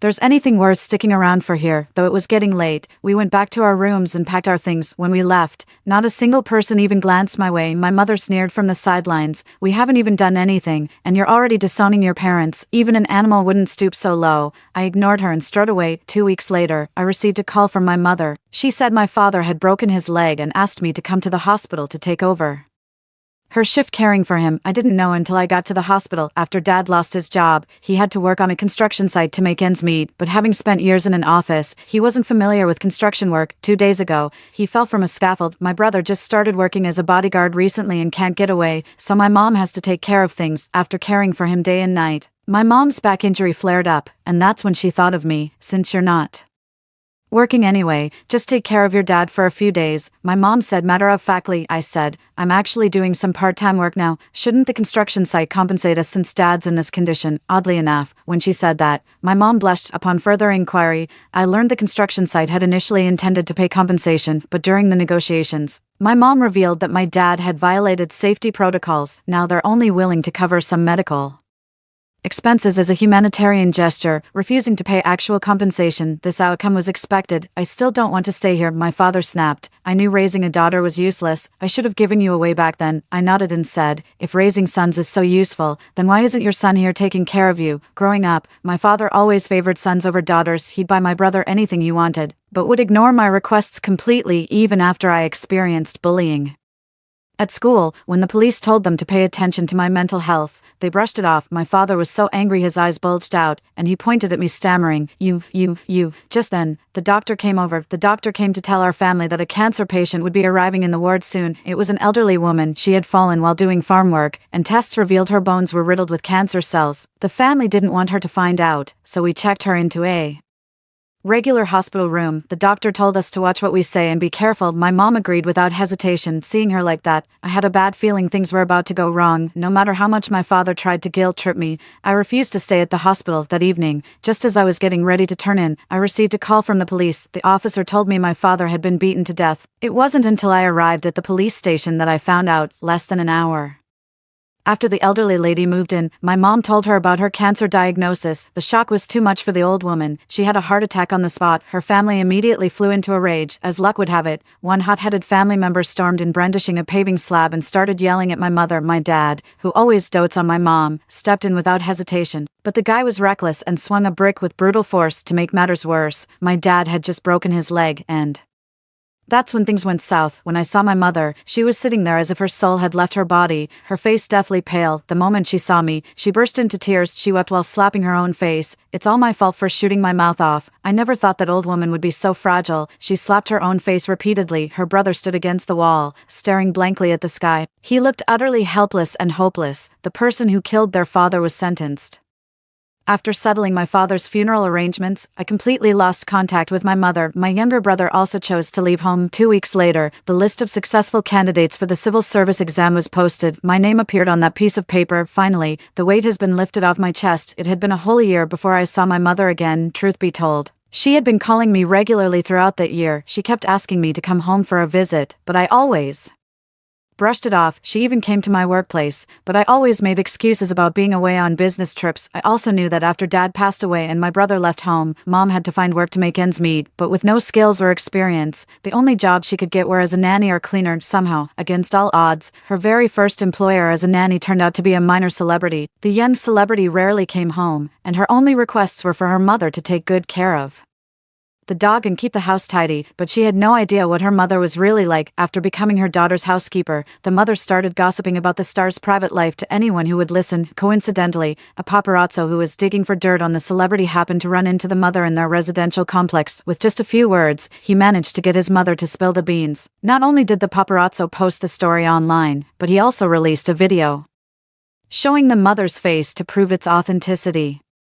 This incident had a significant impact on the minor celebrity. The minor celebrity sued both his mother and the paparazzo, insisting that his mother be sent to prison. So the next time I saw my mother was at the detention center. She was crying and begging me to get her out. I spread my hands helplessly, showing there was nothing I could do. What do you mean by that? You just don't want to help, do you? Don't you work for a government agency? You must know someone at the police station. I suddenly felt grateful that Mom got arrested. With comments like those, I'd have lost my job anyway. Staring at my mother, I said coldly, haven't you realized what you did wrong yet? Mom frowned. What do you mean? I asked. Do you believe in karma? Mom snapped. Are you mocking me? I'm your mother. How dare you speak to me like that? The only reason I've put up with you this long is because you're my mother, I said with a cold laugh. Why are you still so insufferable? You crushed my brothers' dreams, and your sharp tongue drove Dad to his grave. Can't you ever keep your mouth shut? Mom's face went pale, but she still stubbornly retorted, what's the point of bringing this up now? No point at all, I said, enunciating every word. I just wanted to remind you, you deserve this. Mom kept yelling hysterically, what good would locking me up do you? I'm a convicted criminal. Your career will be dead in the water forever. On that point, she was absolutely right. Having parents with criminal records does affect my current position. 5. Thankfully, I've never been one for climbing the career ladder. All I want in life is to take it easy and be content as a happy little office worker. In the end, Mom was sentenced to 3 years in prison. She didn't have it easy in prison either. Her big mouth got her beaten up more than once. She often wrote to me, begging me to get her out. 3 years later, when she was released from prison, her mind had already become unhinged. At the hospital, The doctor told me she had developed schizophrenia. I had no choice but to commit her to a psychiatric hospital, with no intention of ever letting her out, but the monthly expenses were a huge burden, so I had to turn to my younger brother for money. After my mother's accident, I had long since cut ties with my younger brother. Before I could even reach out to him, someone contacted me first. My brother was in a car accident while working as a bodyguard for a wealthy man. When the crash happened, his instinct was to shield his attractive female boss who was with him. My brother died as a result. The beautiful boss was very sad and gave my brother's family, which is me, 10 million in compensation. Looking at all those zeros in the bank account, well, at least mom's medical expenses are covered now. The end. Story 2. The apocalypse is upon us, and zombies roam the streets. Having died 3 times at the hands of zombies, I've been reborn for a 3rd time. This time, I've decided to use my father's inheritance to carefully survive right until the end, and I won't let anyone harm me. Violet, listen to your mother. You're still young, and you can't look after that much money by yourself. Let me handle it for you. I won't spend it. My mother's persuasive voice came from the other end of the phone. I had my phone on speaker, tossed aside on the couch, my expression cold and detached. It hadn't even been a month since my father passed away, and this woman was already eyeing his inheritance. I'm already 18 years old. I can manage what my father left me. You don't need to worry about it. I coldly rejected her. In my second life, I wasn't direct enough in my refusal, which made her think I was weak and easy to bully, leading her to forcefully take over my home when the apocalypse began. Why should a woman who divorced my dad and abandoned me when I was young be entitled to his inheritance? Violet, don't be stubborn. Your father spoiled you. Luna, it's none of your business how I conduct myself. Just take care of your son and your husband. I hung up after saying that. Ding ding ding, the phone rang again. Glancing at it, it was still Luna. I decisively blocked the number. The apocalypse was just 5 days away, and my time was running short. With the experience from my previous lives, I was no longer as panicked as before. First, I found a store on Meituan that sold German patented anti-price steel doors and requested that they install one as quickly as possible. Then I called a furniture store to order solar panels, a freezer, and thick curtains, with delivery requested to my doorstep. Because time was of the essence, I also called a water plant and ordered 100 barrels of drinking water, again with delivery to my home. As time was limited, I had to purchase everything I needed as extensively as possible, even though this might attract some attention. The first to arrive were the workers from the furniture store, who breathlessly carried a large freezer up to the 26th floor, then started installing the solar panels. There are 2 balconies in my home, a large one in the living room and a smaller one in my bedroom. I chose to install the solar panels on the large balcony to maximize the number of panels, ensuring ample power supply during the apocalypse. It was the first time the workers saw so many solar panels being installed privately, and they even complimented me on being energy efficient. Before the solar panels were fully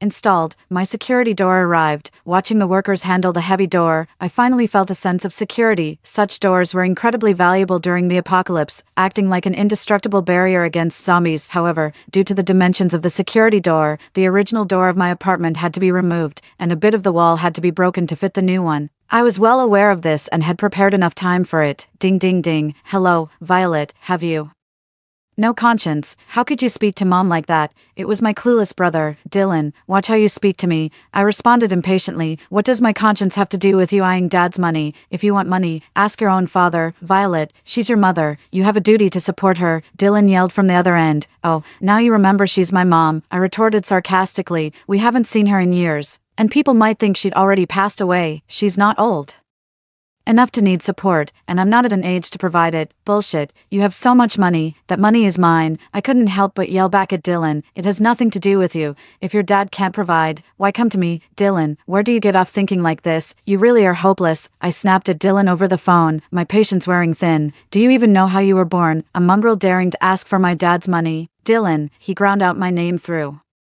clenched teeth just before I hung up the phone and blocked him.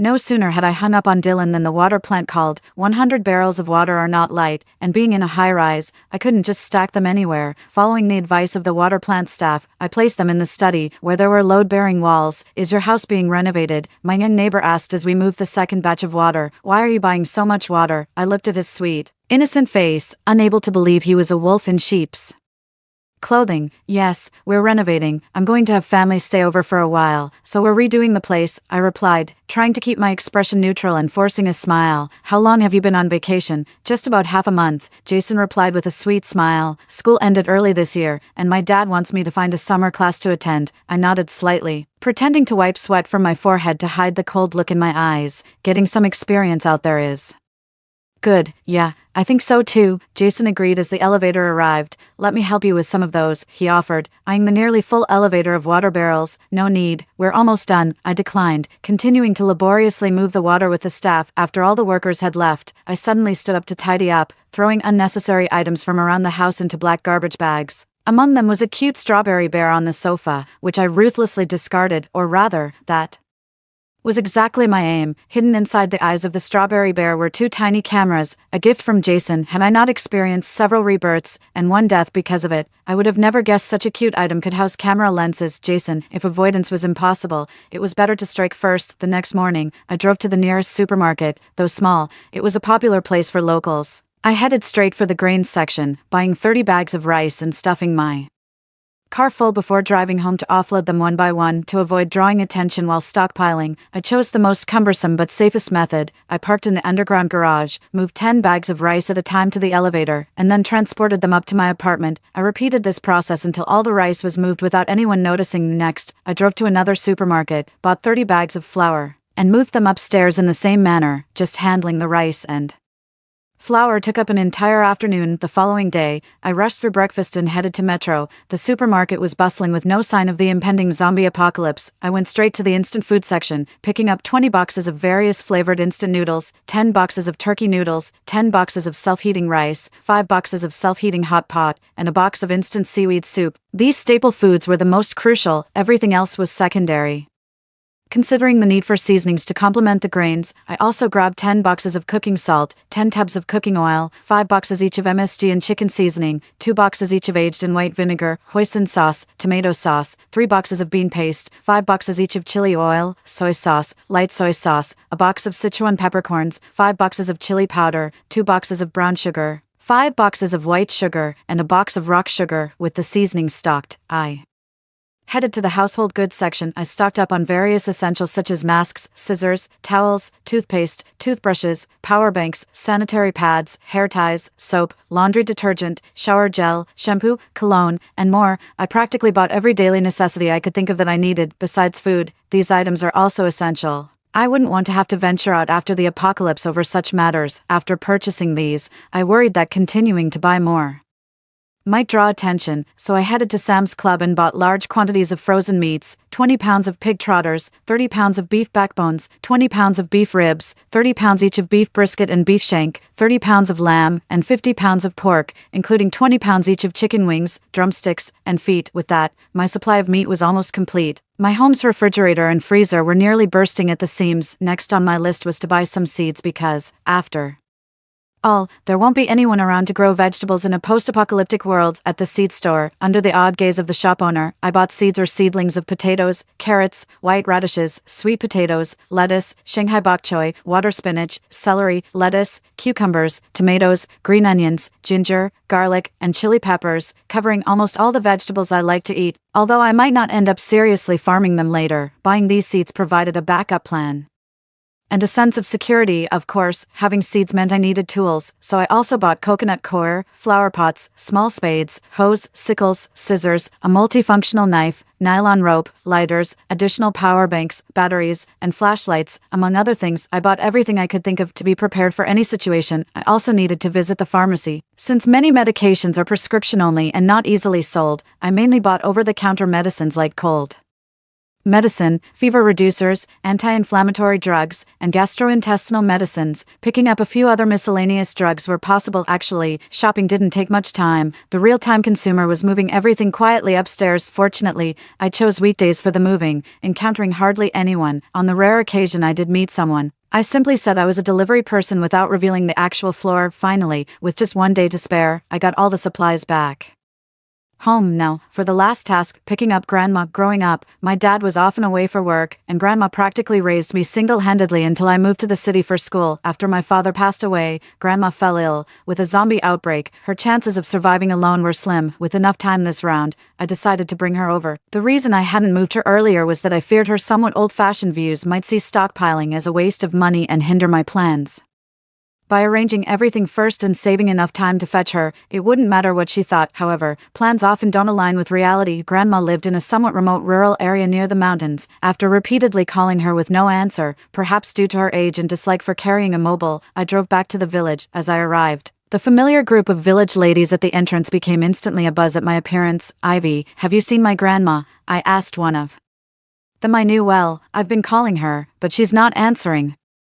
She seemed to have headed towards the fields just now," Ivy pointed out. "Violet, are you here to take your grandma to the city?" "Yes," I nodded and smiled sweetly. "I'm worried about her living here alone without anyone to look after her." "Go on, then," Ivy responded with a relieved smile, then turned to chat openly with the other ladies. "This girl was practically raised by me too. Such a tough life. Her mother ran off when she was very young, and her dad was always out earning money, leaving her with her grandma, and just as she started university, her dad passed away. She seems to have some money though. Yes, her dad worked himself to the bone." I couldn't hear the rest as I moved on. In the village, their conversations continued unabated. I've long since gotten used to it. The path through the fields definitely wasn't suitable for driving, so I parked the car in an open space and headed towards my family's fields on foot. As a child, my grandmother used to take me down to the fields, so I was fairly familiar with the path. Looking around, the fields were covered in lush green rice seedlings, with one or two people working among them. Such a scene would be impossible in a post-apocalyptic world. The air was mixed with the scent of earth and a hint of blood. Suddenly,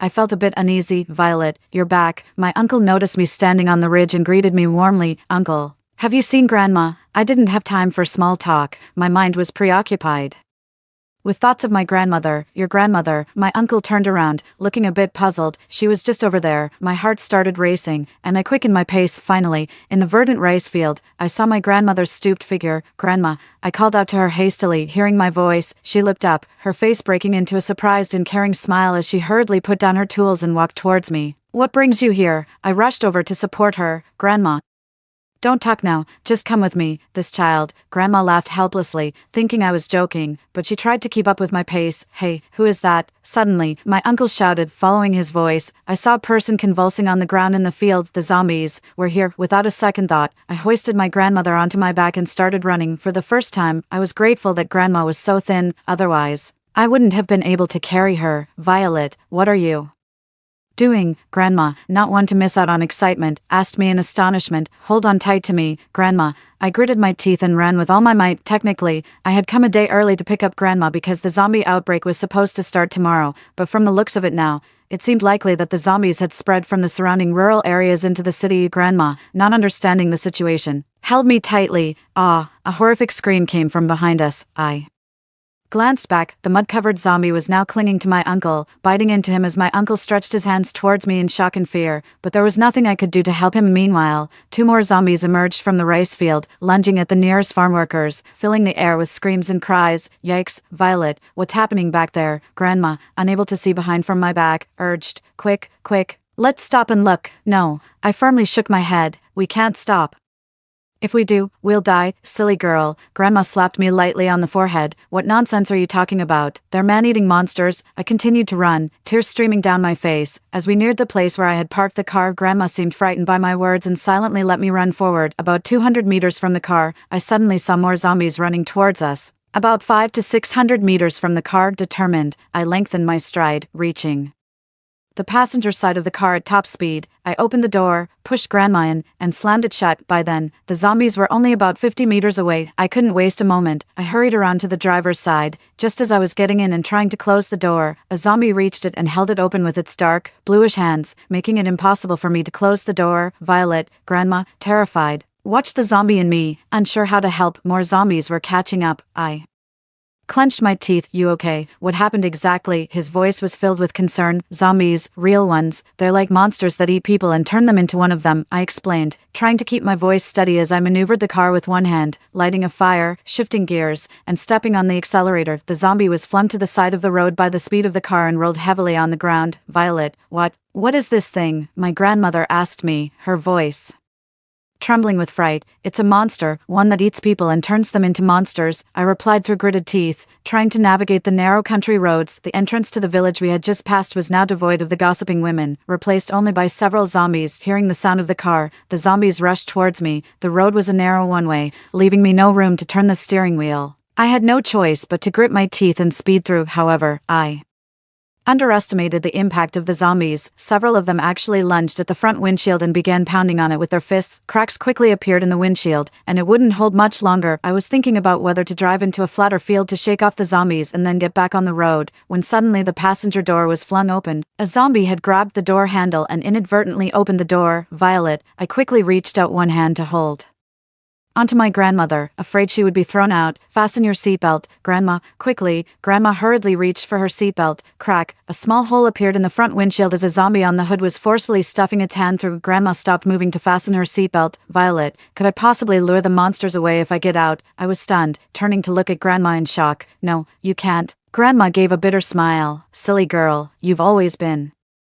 bad at lying. Now you've picked up your dad's bad habits, lying without even flinching. Before I could say anything, Grandma suddenly pulled her hand away from mine and jumped out of the car. Thump, I heard the sound of a body hitting the ground. The zombies entangled on the car were drawn by the noise, falling straight from the car and pouncing on my already battered grandmother. I wanted to stop the car, but seeing Grandma vigorously shaking her head in the rearview mirror, I suddenly pressed the accelerator hard. Perhaps it was out of a deep-seated selfishness and fear.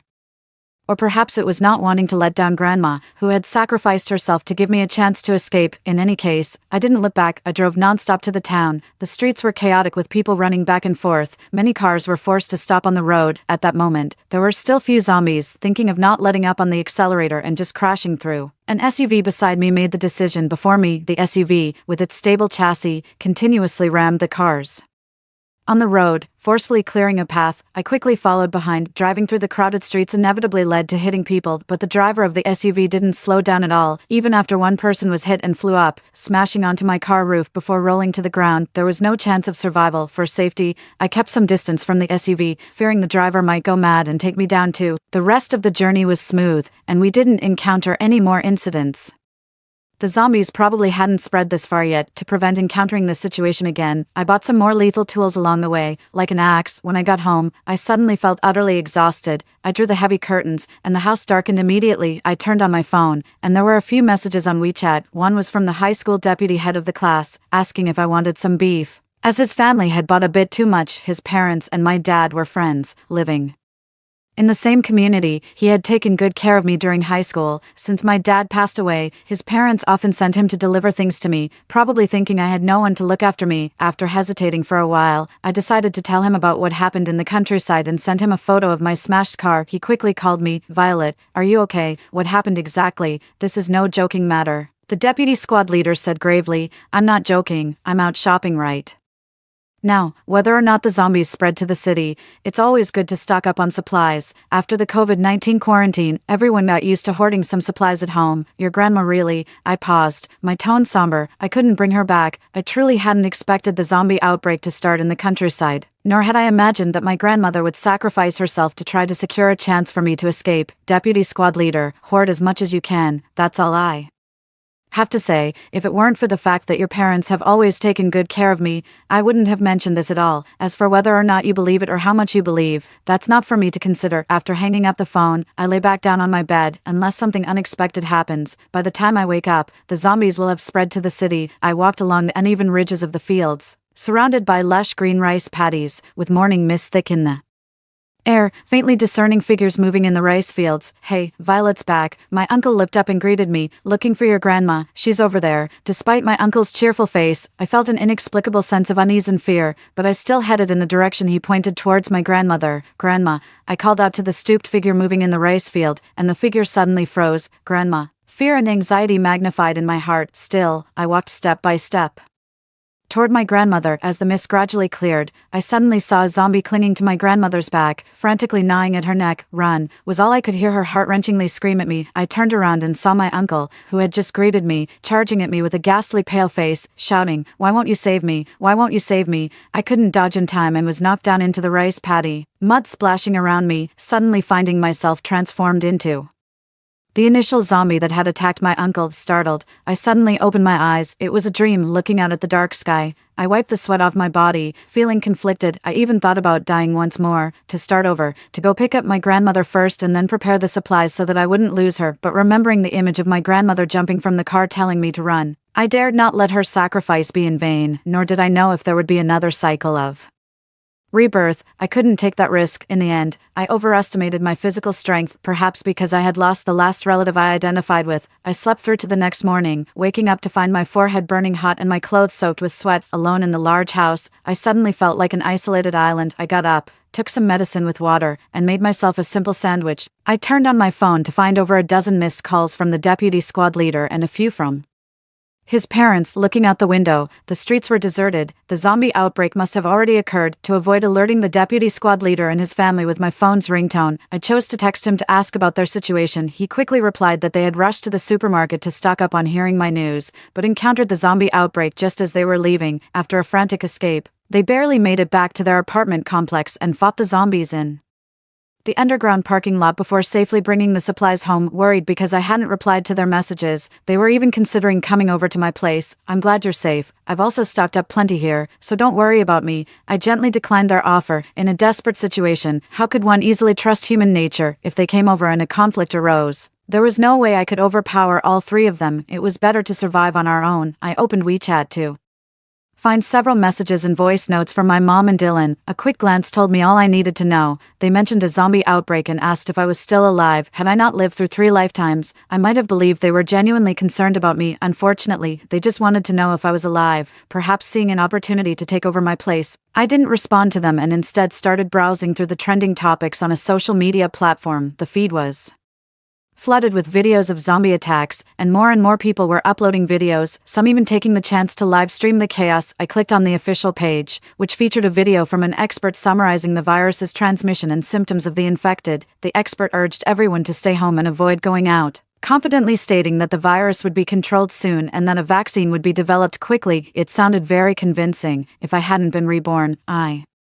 might have believed it. After some thought, I took a screenshot of the video and sent it to my deputy squad leader with a message. Don't believe it. This virus won't be easy to combat and will persist for years. Stock up and stay indoors. The deputy squad leader quickly replied, "How do you know?" I didn't respond further. That was all I had to say. After finishing a sandwich, I tidied up the house and installed some soundproofing foam. My arms and legs were still sore, and I trembled uncontrollably even when picking things up. I filled a small basin with water, sprinkled some mung beans into it, and prepared to grow mung bean sprouts hydroponically. Today marked the official start of my life post-apocalypse. I placed the basin of mung beans near the windowsill, then went to the balcony where I laid out 3 layers of waterproof mats, spread out coconut coir on the floor, selected some seeds to plant, and watered them. Initially, I had imagined doing this with my grandmother, her planting the seeds while I assisted. Unfortunately, it was a sunny day, the temperature around 20 degrees, and I wore only a thin shirt. "Can I call you?" the deputy squad leader texted. "Not convenient," I replied firmly. "Text me if you need something." After a while, he sent a long message. It was clear that a lot of it was his parents asking him to thank me for the timely warning. I politely indicated that no thanks were necessary, then set my phone aside again. It was spring, a time of renewal, and the streets were eerily empty. Such scenes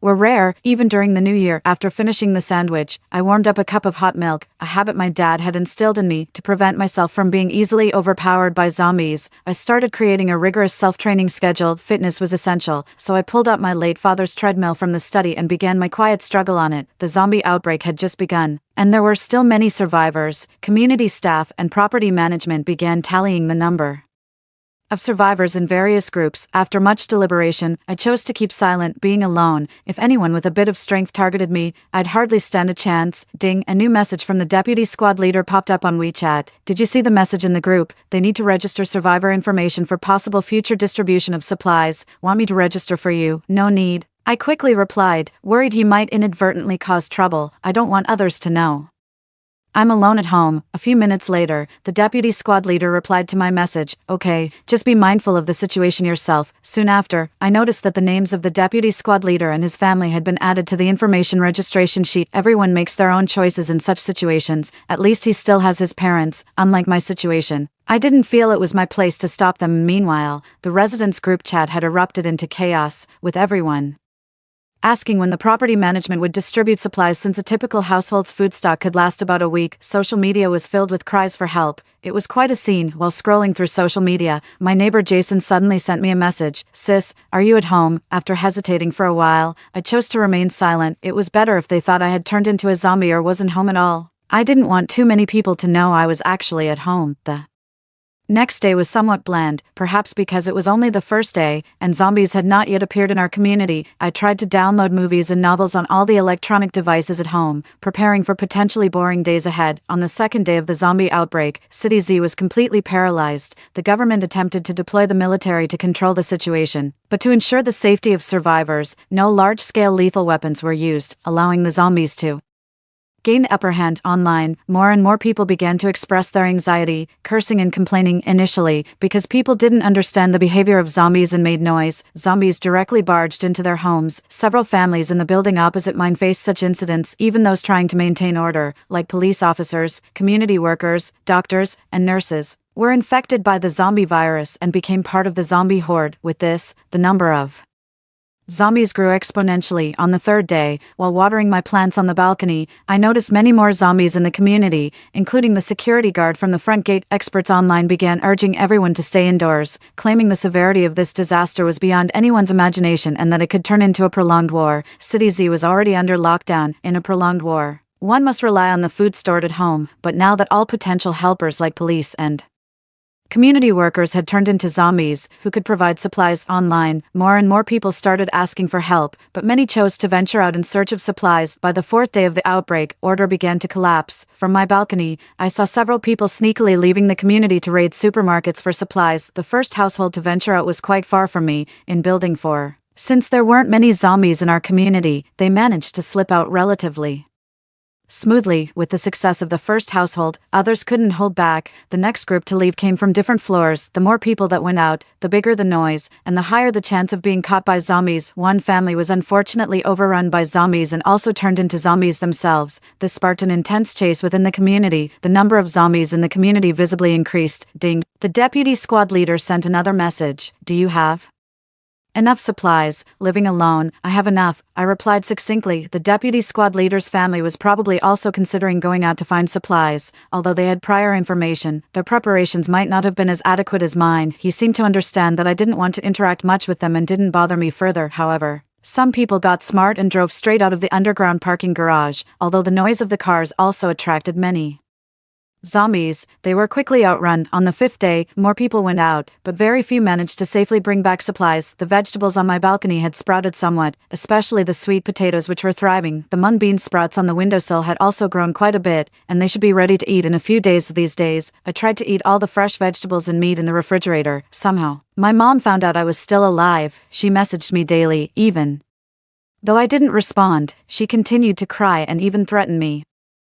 As the days went by, 15 days after the zombie outbreak, the water supply at home was cut off just as I was covered in shampoo suds, so I turned to our reserve water supply. I glanced at my phone and saw that the residents' group chat was in uproar, everyone questioning why the water had suddenly stopped. The property management, now turned into zombies, had only left a few underlings who were struggling to ask everyone to wait a bit longer. With the water gone, I knew the electricity would probably be next. I sent a message to my deputy squad leader. Looks like the power will go out soon. Charge all the electronic devices you can at home. Got it. The deputy squad leader replied quickly. I had solar panels installed at my place, so we won't be completely out of power. I hadn't known about the solar panels at the deputy squad leader's home, but having them might not necessarily be a good thing. Don't let others know you have solar panels once the power goes out. A man is not guilty for possessing a gem, but the gem itself can bring him guilt. In a world without electricity, those solar panels could attract envy and theft. I had experienced this several times, but the deputy's family had not. Okay, I understand.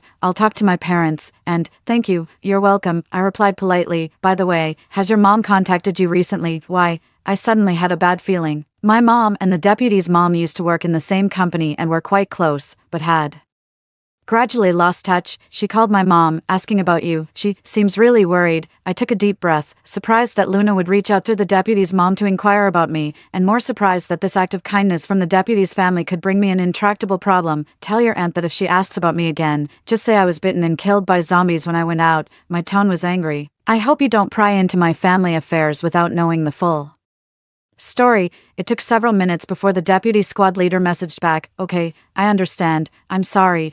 It won't happen again. I didn't reply to his apology, nor did I want to deal further with a family that could potentially burden me. When I opened my mom's chat, the last message said that they had run out of supplies and she, along with Dylan and his dad, would be coming to my place. She also threatened to bring zombies to my door and block it if I refused to let them in. I turned and Sent a screenshot of this to the deputy squad leader, showing him the stupid thing he had done, standing by the window, watching the zombies below. My face gradually darkened. The security at the entrance of the complex had already collapsed, and the main gate had even been broken open by people going out for supplies. If my mom and the others were to come, I couldn't rely on the complex's original protection. After hesitating, I dug out some pork and pig entrails from the freezer, let them thaw in water, and the strong smell of blood began to spread. To prevent attracting zombies, I wiped down the kitchen with alcohol and vinegar before placing the thawed pork in the fridge's fresh section. I thought Dylan and the others would hesitate for a day or two before coming over, but to my surprise, my mom called me on WeChat that evening. I dared not answer, and soon after, the call ended and she sent another message. She said she was coming soon and asked me to open the door when she arrived. I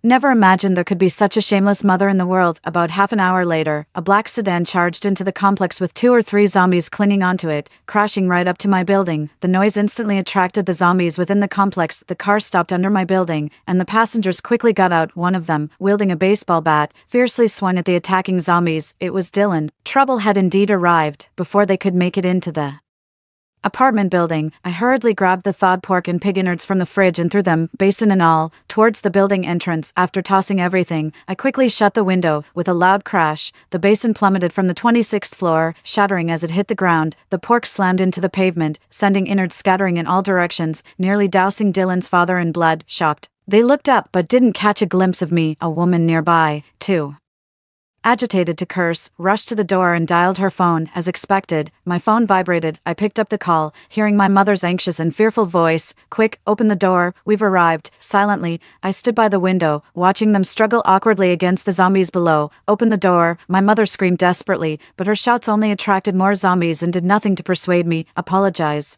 I dropped the smirk on my face, suddenly serious. "Luna, you owe me and my dad an apology." "Violet, you've gone mad," my mother cursed after a pause. "I am your mother, your own mother." "Huh," I scoffed coldly, watching them dispassionately. "Luna, if you don't apologize today, I'm not letting you in." "Violet, do you have no conscience? I gave birth to you, and you—" "Of course, I have no conscience." I cut off my mother's scolding. "You didn't want my conscience, so I might as well have fed it to the dogs." "Violet," even though Dylan and his father were protecting her, a zombie nearly grabbed my mother's head, making her voice tremble in panic. I apologize, Mom." Dylan's stern voice came through the phone, stopping her. "What are you afraid of? We don't need her permission to enter." Then, Dylan began to forcefully smash the door to the building with his baseball bat. This left almost all the fighting to Dylan's father. I wasn't sure about the door's structure, but I knew my father chose this house for its security, so, despite Dylan's efforts, the door remained unbroken. Dylan's father seemed to say something to him, prompting Dylan to give up on the door and turn to help share the burden of fighting. My mother, powerless to break the door,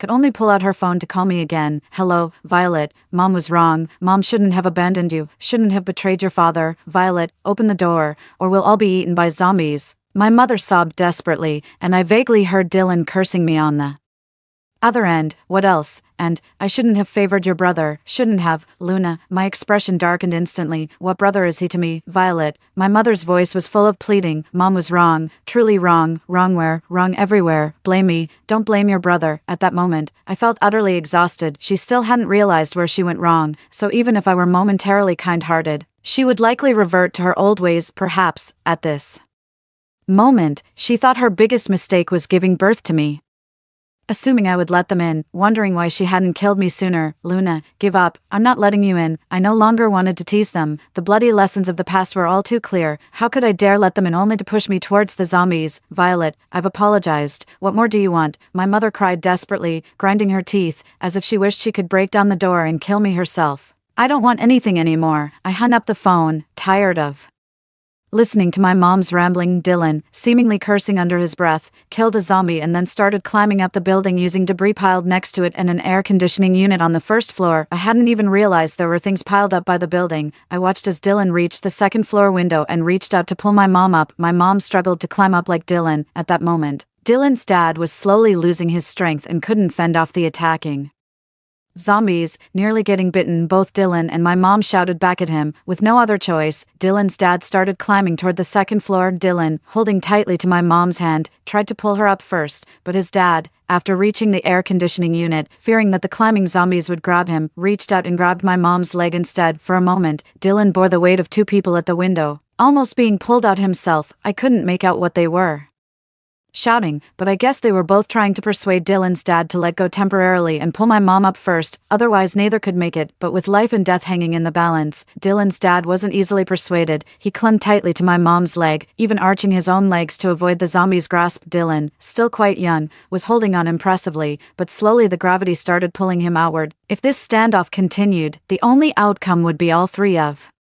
them falling into the jaws of the zombies. As expected, the situation was quickly resolved. I turned away, grabbed a peach, and continued watching the dramatic scene unfold. My mom, pulled slowly downward by Dylan's dad, kicked out in panic, unable to hold back her fear, with zombies grabbing at his feet and his wife kicking at his hands. I faintly heard Dylan's dad curse before my mom kicked him down. He fell from the air conditioning unit into the crowd of zombies below, immediately followed by screams. The zombies, naturally, relished the unexpected feast, which meant they stopped reaching for my mom, and Dylan, crying, quickly pulled my mom up, and they disappeared through the second-floor window. I didn't look back at the fate of Dylan's dad, instead turning my thoughts to our building situation. There were also zombies in our building, brought back by people who had gone out for supplies a few days ago and turned before they could get home. But I wasn't sure if the zombies had noticed Dylan and my mom. I sat next to the sturdy security door, axe in hand, expression grave. Although the door was a heavy-duty German anti-tamper model, needing 3 or 4 people to move it, it wasn't completely foolproof. If Dylan resorted to unconventional methods to get inside, I had to be ready to strike immediately. In these apocalyptic times, order had collapsed, and I couldn't bother with law and order anymore. Time slowly passed, and the hallway remained eerily quiet, being on the 26th floor. It was a strenuous climb. I wasn't sure if Dylan and my mom could make it safely to my doorstep. Suddenly,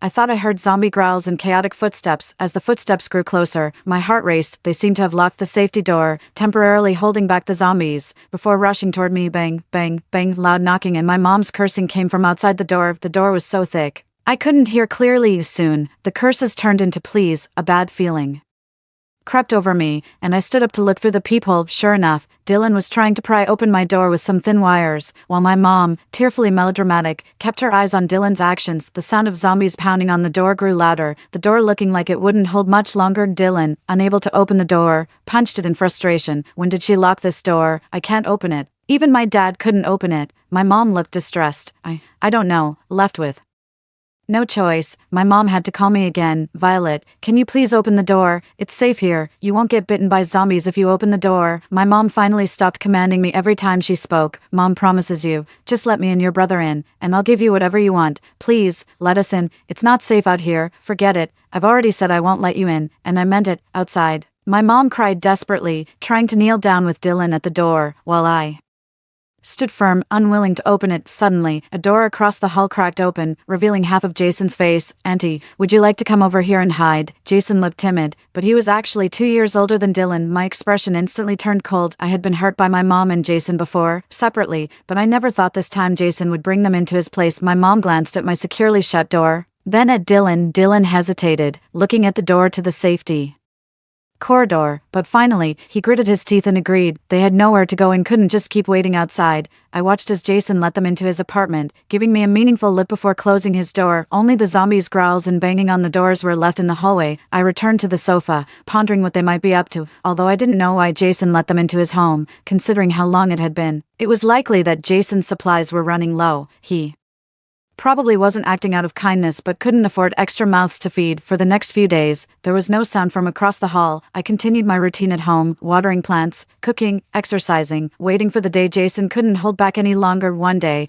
as I was switching from a thick quilt to a thin blanket in my room, 2 small stones wrapped in paper suddenly landed on my balcony. I remembered that Jason's room and my balcony were adjacent, though his only had a window, no balcony, and no way to physically climb across. I didn't rush out to pick up the stones but first tidied up my room. The weather was getting hotter, and summer seemed to have arrived earlier this year. In the afternoon, I quietly went to the balcony and picked up the stones. Sis, do you still have a lot of water? Could you spare a bucket for me? The day I was moving water, Jason had seen me with the water plant workers, so although he wasn't sure about food, he knew I had plenty of drinking water. Since the power and water cuts signals had been completely lost, and phones could no longer receive messages, it was quite something for Jason to think of this way to ask for my help. I rewrapped the stones in paper and placed them back on the balcony as they were. Silence and ignoring were the clearest forms of rejection. The next morning, I woke up to find a few more stones on the balcony. Not knowing when Jason had thrown them, I glanced at Jason's window, now shut, and picked up the new stones. Sis, we've run out of water at Home, please help me, sis. Is that woman really your mom? Why does she dislike you so much? Sis, won't you really help me? I won't hurt you. I looked coldly at these pleas scribbled on the notes, and like yesterday, wrapped the stones in paper and put them back in their place. On the third day, the words on the thrown paper had become agitated, even subtly threatening, but now, my living space was like a fortress, and I didn't feel he could really do anything to threaten me until he threw a finger onto my balcony. I initially thought Jason had thrown another stone, but when I finally had time to check the balcony, I found a finger tied to a stone. It had been a month since the zombie outbreak, and during these 2 months, almost all the survivors in the neighborhood had gone out looking for supplies, but I had never seen Jason leave his house. One would think that even if you have a large supply of rice at home, it should have run out by now. When I saw that severed finger, a bizarre an eerie thought suddenly crossed my mind. With the recent rapid rise in temperature, I worried that the rotting smell of the finger might attract zombies, so I threw it off the balcony. Just as I was about to turn back into the house, I saw Jason staring intently at me through the window. Having not seen him for a month, his face was pale and listless, his lips were dry and peeling, but his eyes still showed an unusual ferocity. Looks like you're doing quite well, sis. My face changed color. I glanced at the curtains to make sure I hadn't revealed any supplies inside the room, and softened my tone. We'll be out of food after a couple more meals. Jason gave me an eerie smile. Can I borrow a bucket of water, sis? I glanced into his room with sudden wariness and shook my head firmly. I can't do that. Before Jason could react, I quickly added, the 2 people you saved have grievances with me. I can't possibly give you water because of them. I implied to Jason that my refusal was because of those 2 people. Jason paused, seemingly taken aback. Aren't they your mom and your brother? My expression turned cold instantly. My dad only had me. Where would I get a brother from? As for mom, she's just a woman who betrayed my dad. After saying that, I stormed into the house and slammed the door shut. Once inside, I let out a long sigh of relief and sat on the edge of the bed. That night, there was a heavy rain, as if heaven couldn't bear to see so many survivors die of thirst. The rain brought a glimmer of hope for many. During the stormy night, some slept peacefully, others celebrated, and some committed crimes. The next morning, the sky was still overcast, but the rain had stopped. I casually boiled a pot of hot water and made myself a small serving of spinach porridge. The lettuce on the balcony was thriving, lush and green, awaiting my harvest, along with the potatoes and sweet potatoes. I still habitually glanced at my phone, which still had no internet. Holding the small bowl of porridge, I stood by the window and opened it a crack, letting the fresh air rush into my nostrils. Suddenly, I saw a drone flying towards me, with a small bag hanging from it, which had steadily landed on my balcony among the vegetables. I remained cautious and did not interfere, waiting for about 30 to 40 minutes until the drone's battery was nearly drained before I retrieved it from the vegetables. Inside the bag was a note, surprisingly from the deputy monitor. His father had suddenly developed a high fever last night, and they only had enough medicine for 2 doses left. He was asking if I had any spare medicine to help them out. After our last unpleasant encounter, I hadn't expected the deputy monitor to come to me for medicine. I cautiously covered the drone's camera, not wanting even his familiar family to know that I still had plenty of supplies. Looking at the drone as it powered down, I hesitated for a moment before deciding to send a box of medicine to them. The deputy monitor's dad, a jolly man with a beer belly who used to be my dad's best friend, even took charge of many arrangements after my dad passed away. Seeing him suffer from an unrelenting fever, I couldn't bear to leave him unaided. Besides, using the drone could avoid many risks. I put the medicine in the bag, charged the drone, and placed it back on the balcony, ready for the deputy monitor to notice and control it back to his place. Perhaps someone noticed this scene, as suddenly many drones started appearing in the neighborhood, as if everyone had suddenly started a barter era. It must be said, drones indeed play a significant role in these end times. Of course, because of the drones shuttling around, I had no choice but to draw the curtains on my balcony. It would be quite a scene if someone discovered I was still growing bok choy at home after harvesting a few bunches of spinach. I suddenly noticed a drone flying past my balcony and stopping in front of Jason's window. Jason leaned out of his window, pulled a piece of paper from the drone's bag, and just when I thought he was going to barter with it, he suddenly grabbed the drone and smashed it against the wall, shattering it into pieces. The window snapped shut. Perhaps Jason's actions served as a deterrent. The drones no longer flew as recklessly as before, and there were even fewer around my floor. The bartering didn't last long, as everyone was running low on supplies, turning the drones back into tools for conveying messages. Later, the assistant squad leader controlled his drone to fly over a few more times, asking if I wanted to join them in searching for supplies. After I declined, he asked if there was anything I wanted him to bring me. I could sense that the assistant squad leader understood my reluctance to interact with them too much, but he didn't want to remain in my debt forever. Their group emerged fully armed from head to toe, albeit simply, from various buildings, which made them a bit Safer, I watched as they executed their plan. Two of them drove a car, honking all the way to attract zombies out of the neighborhood, while other cars followed closely behind searching for supplies. This significantly reduced the number of zombies in the residential area. By evening, the group returned, but of the 5 cars that had left, only 3 returned, and they were short 4 or 5 people. The assistant squad leader and his father were lucky to return with bags full of supplies, and the group dispersed back to their respective buildings. The supplies they found should last them quite a while. That evening, as I was deciding between instant noodles and cooking a meal, someone suddenly knocked on my security door. My heart raced as I rushed to the door and grabbed an axe. Through the peephole, I saw Jason standing at the door, ringing the bell. Over this period, Jason's cheeks had hollowed out, revealing high cheekbones, making him look frighteningly thin. Naturally, I dared not open the door. Jason rang the bell several times and, seeing that I wouldn't open up, kicked the security door violently. The noise of his kicking attracted the attention of zombies in the security corridor, forcing him to take one last look through the peephole before turning back into his apartment. I stood by the door, feeling uneasy. Jason was not a good-natured person. In a past life, he used a hidden camera in a teddy bear to monitor my home and used his seemingly innocent appearance to trick me into opening the door, eventually driving me to jump from a building. This just goes to show the ruthless nature hidden beneath his facade. Back in my room, I sat on the bed, nervously opening a small slit in the curtain to keep an eye on the balcony. However, after 2 long hours, there was no unusual activity on the balcony. Hungry,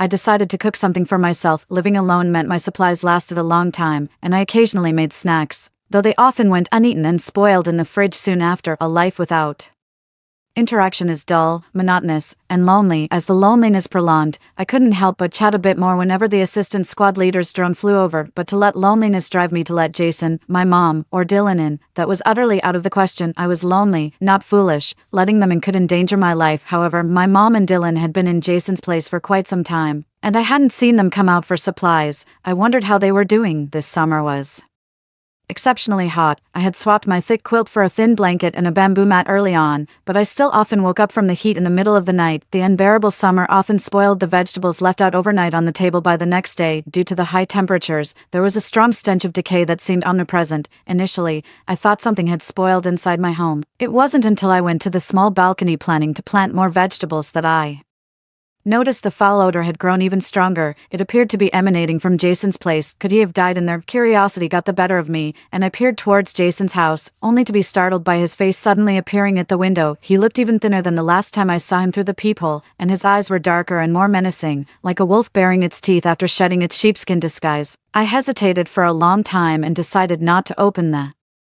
curtains again. Jason had left a profound negative impression on me. I simply didn't dare confront him directly. For the following days, I kept the doors to my small balcony and my room tightly shut, moving to another room to avoid the relentless stench of decay. The small potatoes on the balcony were ready to eat, although not very large. I couldn't resist digging them up. I washed them and made mashed potatoes, adding some seasoning. This was much better than cooking in the heat. After the deputy squad leader's family brought back supplies from a trip and made 2 secretive outings, bringing back quite a haul each time. The deputy even sent me some supplies via drone. Although I wasn't short on supplies at home, I accepted them to avoid raising suspicions and felt obligated to reciprocate the favor. I gathered the remaining small potatoes and put them in a bag to send back with the deputy squad leader's drone during its next visit. The items were few but precious in these apocalyptic times. The deputy squad leader's family seemed pleased, especially his mother, who energetically waved at me upon seeing the potatoes. Potatoes grow quickly and in abundance, significantly alleviating the food shortage if cultivated properly. As days passed, the temperatures gradually dropped, and the rotten smell from Jason's place began to fade.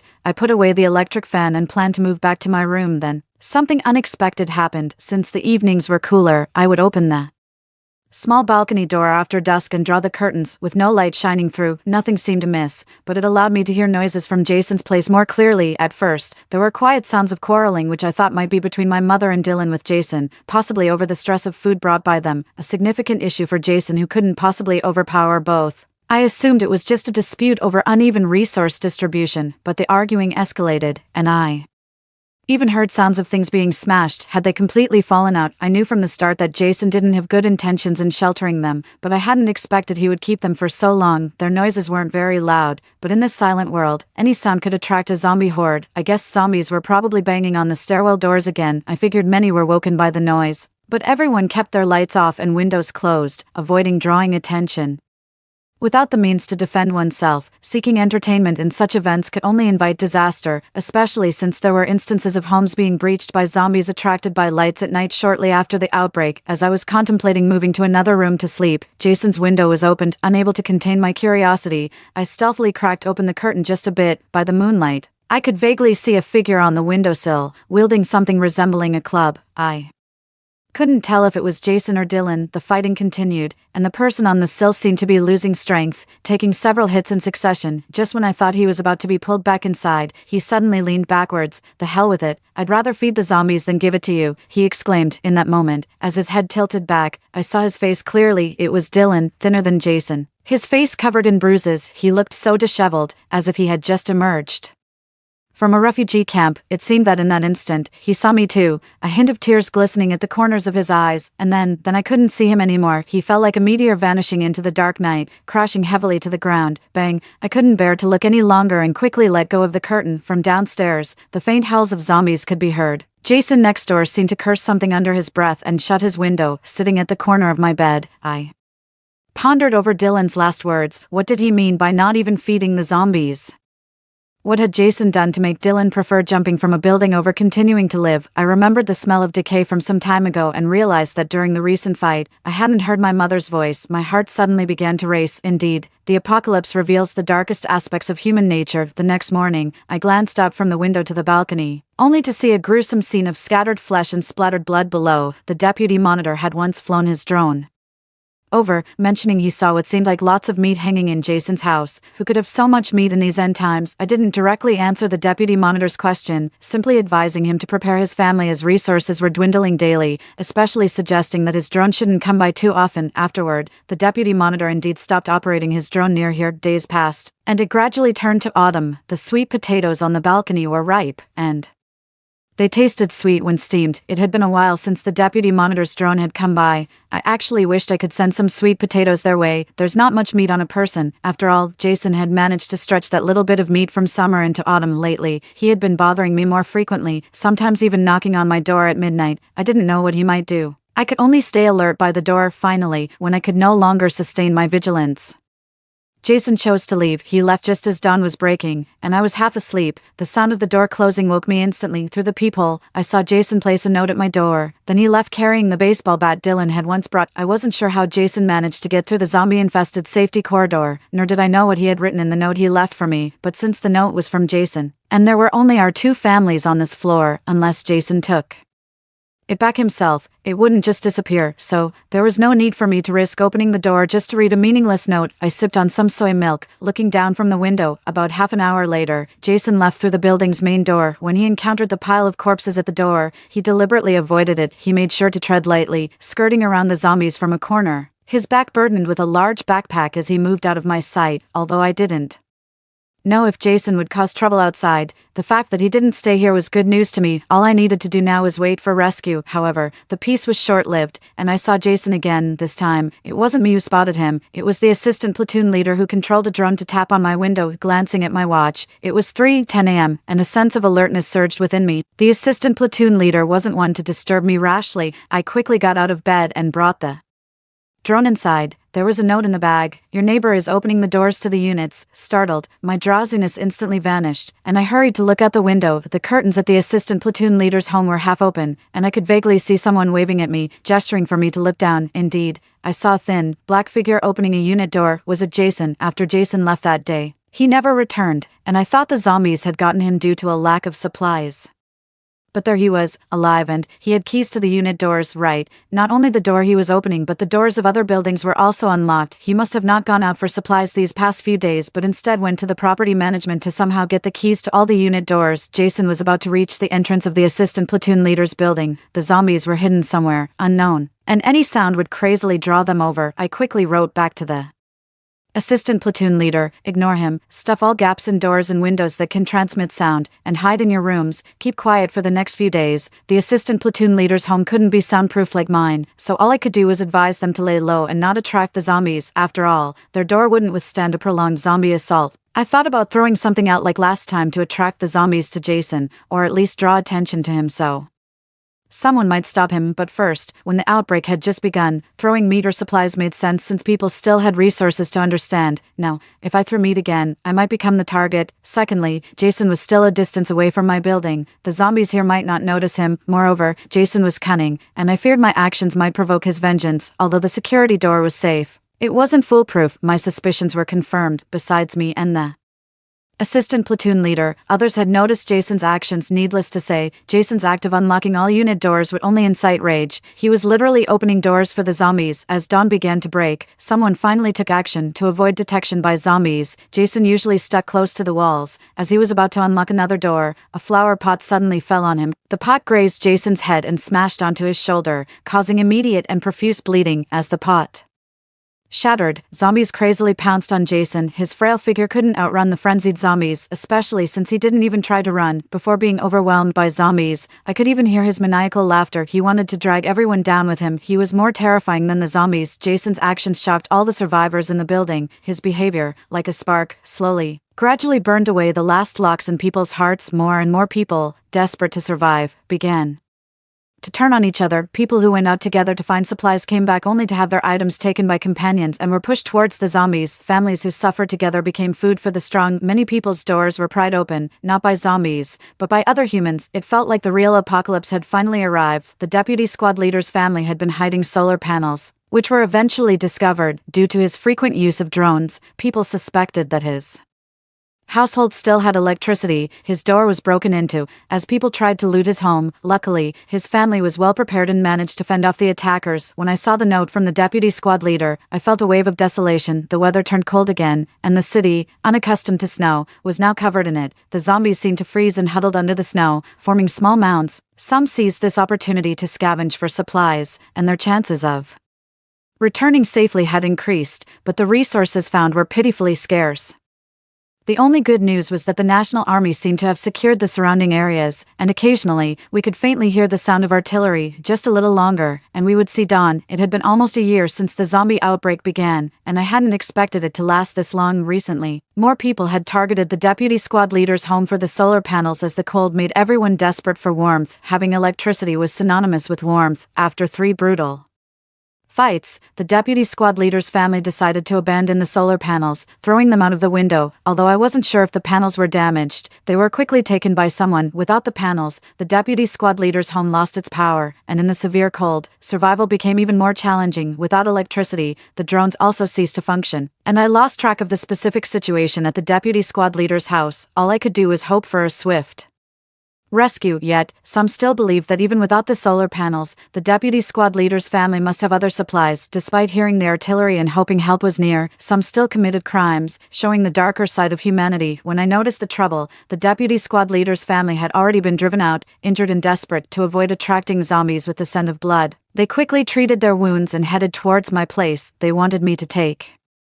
them in. I knew they had nowhere else to go and that I was their only hope, but I was still apprehensive. There were many zombies along the way, but the deputy squad leader and his father managed to arm themselves with branches, which, although not lethal, gave them a fighting chance against the zombies. When they reached my building, the deputy squad leader was the first to climb up using debris and the external unit of an air conditioner. Then he turned back to help his mother. His father covered the rear to guard against any sudden zombie attacks. After his mother climbed up, his father reached for the deputy squad leader's hand to pull himself up. Their coordination was seamless, and they didn't abandon anyone. Soon, they disappeared from my sight, and I, in that moment, was tormented inside. The last shred of my conscience told me I should let them in. They had nowhere else to go, and rescue was imminent if we could just endure a little longer. Yet, the unease in my heart also reminded me of what had happened before. Human nature is fragile, and although they had shown me great kindness since the outbreak, who knew if they would turn on me upon seeing my supplies? I couldn't take that risk. I hoped they would survive, yet I was reluctant to be their savior. Dad, from inside the building, I could faintly hear the deputy squad leader's desperate cries and his mother's sobs. I knew all too well what those cries meant. Enough. I convinced myself, if the deputy squad leader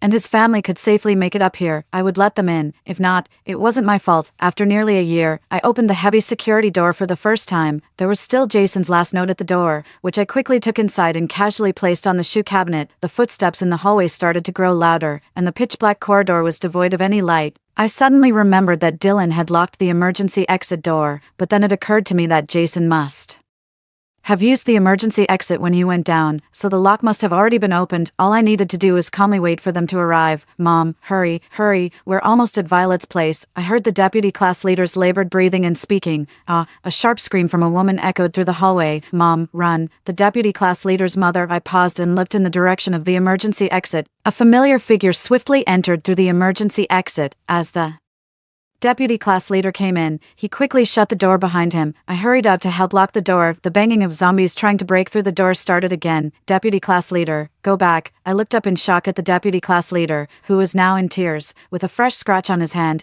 Don't you understand? Get back. Seeing that I didn't react, he pushed me hard and then collapsed to the ground. I clenched my teeth, turned around, and ran back to my home, slamming the heavy safety door shut. Violet, I'm sorry. I've still caused you trouble. I crouched by the door, not daring to respond. Not long after, a faint growling sound came from the deputy class leader, who was sitting outside. He had also turned into a zombie. I hadn't expected this, really hadn't. I had even convinced myself to accept them, but none of them survived safely. I looked out the window. The foggy sky looked like it was going to rain again. Yes, it should rain, to thoroughly wash away the sins of this world. I fell ill again. Perhaps it was the shock from the deputy class leader's final act of not lying to me, leaving himself outside the door. Perhaps it was the fear of being cast out and devoured by zombies. Or perhaps it was holding on to that slight hope for too long. I had a high fever for several days, waking up in a daze, taking advantage of the moments of clarity to eat and take medicine. After being sick for about 3 or 4 days, I was awakened again by the sound of artillery.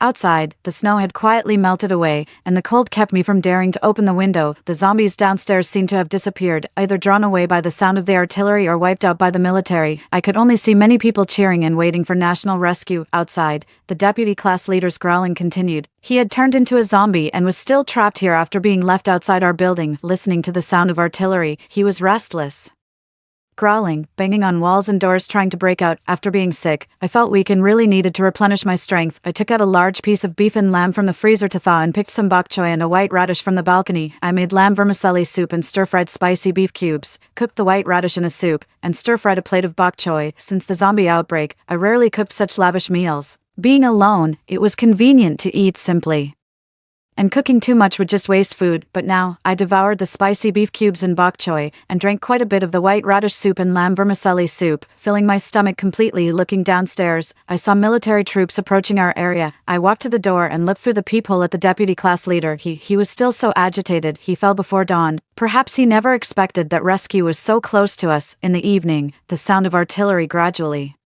stopped, and even the gunfire was sparse. Someone knocked on my door. Hello, is anyone there? We are from the military. I slowly opened the door. Our eyes met with the person in military uniform outside the door. Is it just you? He asked. Slightly taken aback, I nodded, my gaze falling on the deputy squad leader's body on the ground. At this moment, a conspicuous bullet hole was visible on his forehead, from which dark red blood was seeping. The survivor from apartment 602 in building 6 is a bad person. They were driven out of their home. The soldier followed my gaze to the deputy squad leader on the ground. All right, I will report this to my superiors. Thank you. I stepped back, withdrawing my gaze. Comrade, the zombies nearby have been cleared, but to prevent any unexpected incidents, please try not to go outside. Wait for the latest updates from the government. Okay. I nodded and slowly closed the door outside. They dragged away the body of the deputy squad leader. To prevent the virus from leaking again and mutating, all zombies were to be systematically destroyed. On the shoe cabinet by the door, there was a note from Jason. I reached out and picked up the note. They all died because of you. You cursed devil. A devil. Me, no. It's you. All of you. I gently tore the note into pieces. Why does this calamitous end bring out the worst in humanity? I don't understand. A month later, the internet was restored, as were electricity and water. I stepped outside my home for the first time. The once thriving city and the familiar streets were gone, replaced by desolation and bleakness, marked everywhere by the remnants of the disaster. The sunlight shone on the faces of all the survivors, while those who were less fortunate had vanished completely from this world. Story 2. As the record-breaking heatwave struck, my mom promptly moved into my house along with her new husband, her beloved stepson, his wife, and herself. They overtook my house, consuming the supplies my husband had painstakingly stocked up, and their words were chillingly Harsh, sweetheart, the food we have is hardly enough for so many people. You and your husband are young. You should go out and fend for yourselves. You can't possibly still depend on your parents at your age. Can you? My husband and I were practically kicked out and succumbed to the scorching heat outside. When I opened my eyes again, I found myself tied to a luxury hotel. Inside the hotel, the temperature was pleasant, and supplies were unlimited. Everything was replenished as soon as it was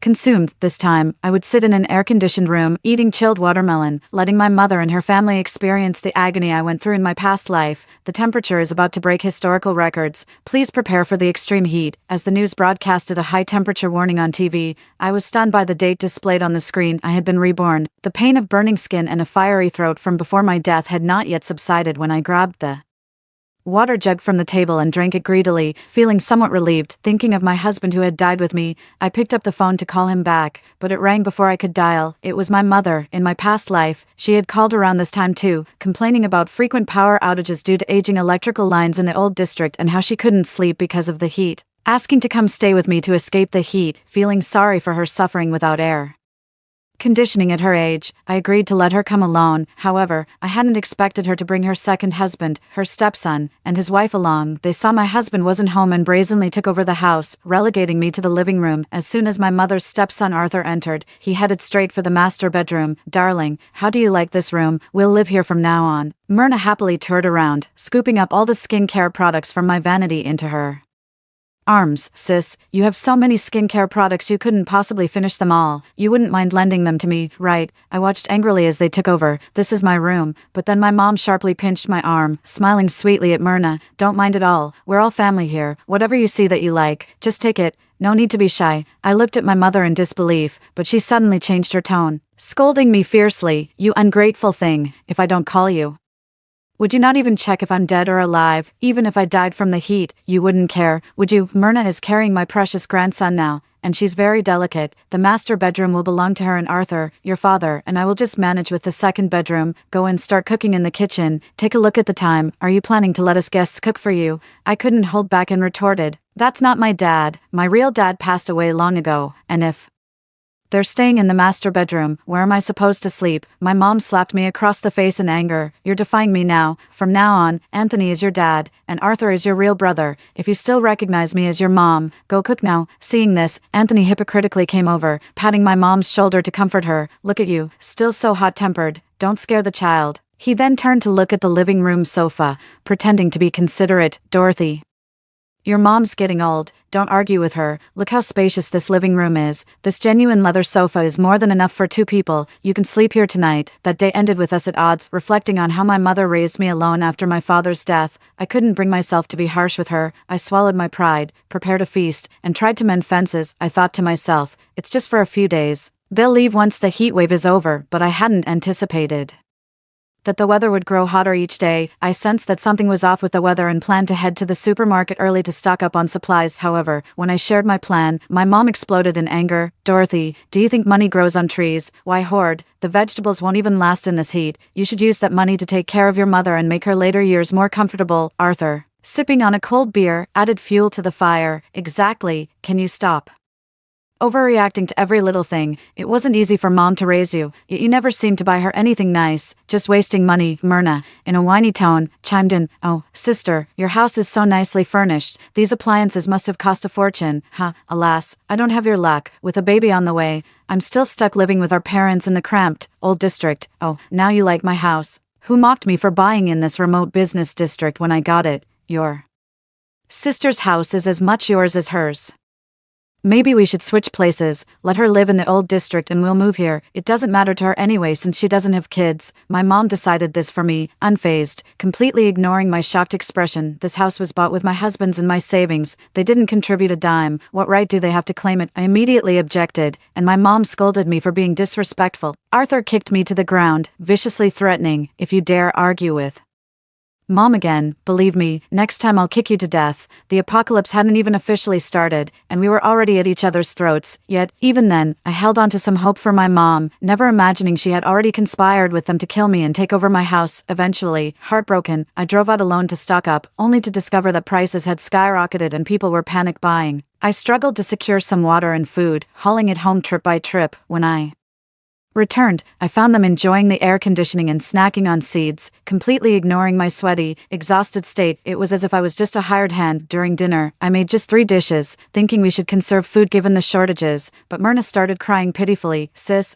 I know you don't welcome us, but you don't have to be so cold. How is this little food enough, even if I can go hungry? My baby can't. My mom glared at me, slammed her chopsticks down, marched into the kitchen, and brought out the beef and pork I had bought. Eat, if it runs out, she can go buy more. We can't let my grandson go hungry. I tried to explain the soaring prices and shortages outside, but they wouldn't believe me. Convinced I was just being stingy, I urged them to go outside and see for themselves that I wasn't lying. Arthur sneered, trying to trick us out so you can lock us out. Huh, better stop playing games, or I won't be nice. They ate lavishly, and soon all the food was gone.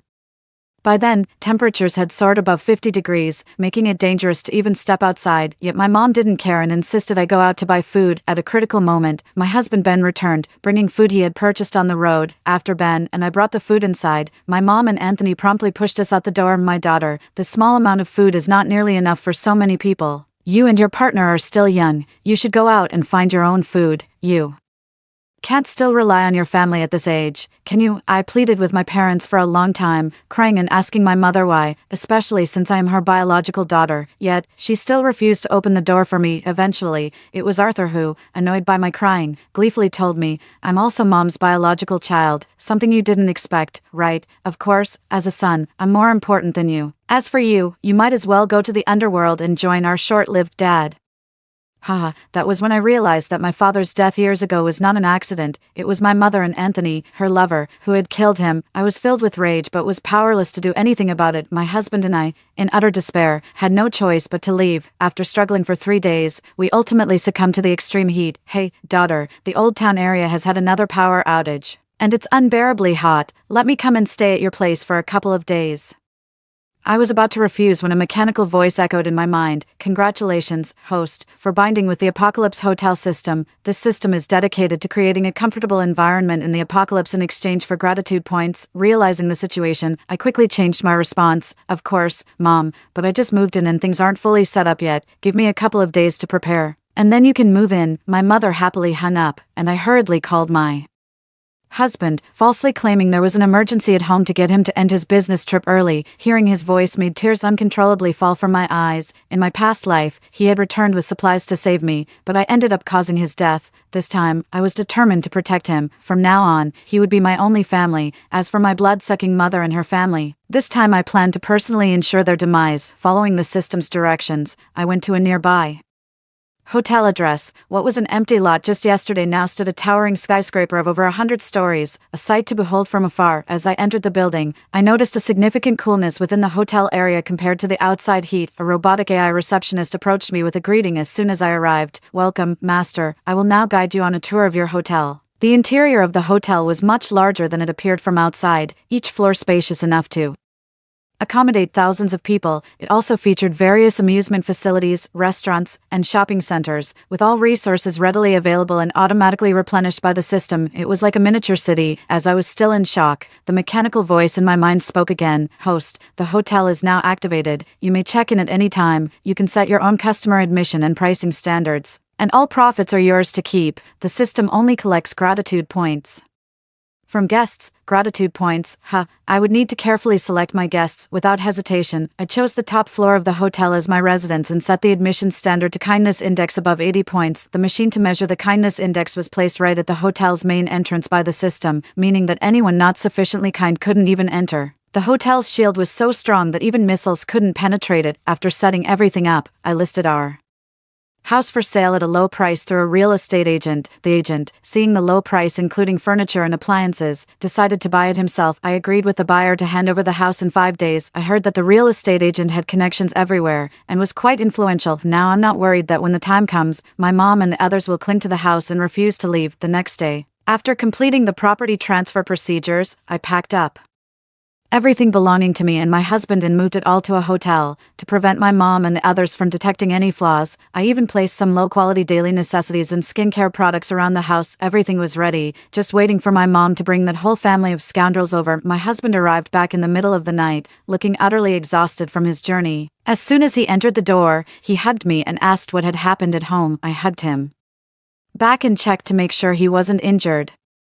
Finally easing the worry in my heart, I drove him to the hotel, and on the way, I briefly and shockingly told him about the rebirth and the system. His eyes were red with anger, but he never doubted me, even though the story sounded incredible. He chose to believe me. We had a big meal at the hotel restaurant and then rested at the hotel early the next morning. I went back home alone and decided not to tell my mom that my husband had returned. Taking advantage of their absence, I installed hidden cameras all around the house to monitor their activities without any blind spots. Near noon, there was a knock at the door. As soon as I opened it, my mom pushed past me and entered, muttering complaints. "It's such a hot day, and you didn't even think to drive and pick me up, just enjoying the air conditioning at home. You really have no conscience." Arthur and Myrna acted as if they didn't see me and didn't greet anyone. They headed straight for the master bedroom and started rummaging through things. After finding nothing of value, they reluctantly came out. "Mom, Myrna is pregnant and it's inconvenient for her, so we'll stay in this master bedroom since it's spacious," they said. My mom quickly agreed, and Anthony started moving their luggage into the second bedroom. It looked like they never planned to leave. They had set their sights on my house before even arriving. "Mom, didn't you say you were coming alone? Now you've brought so many people, there's not enough room for everyone."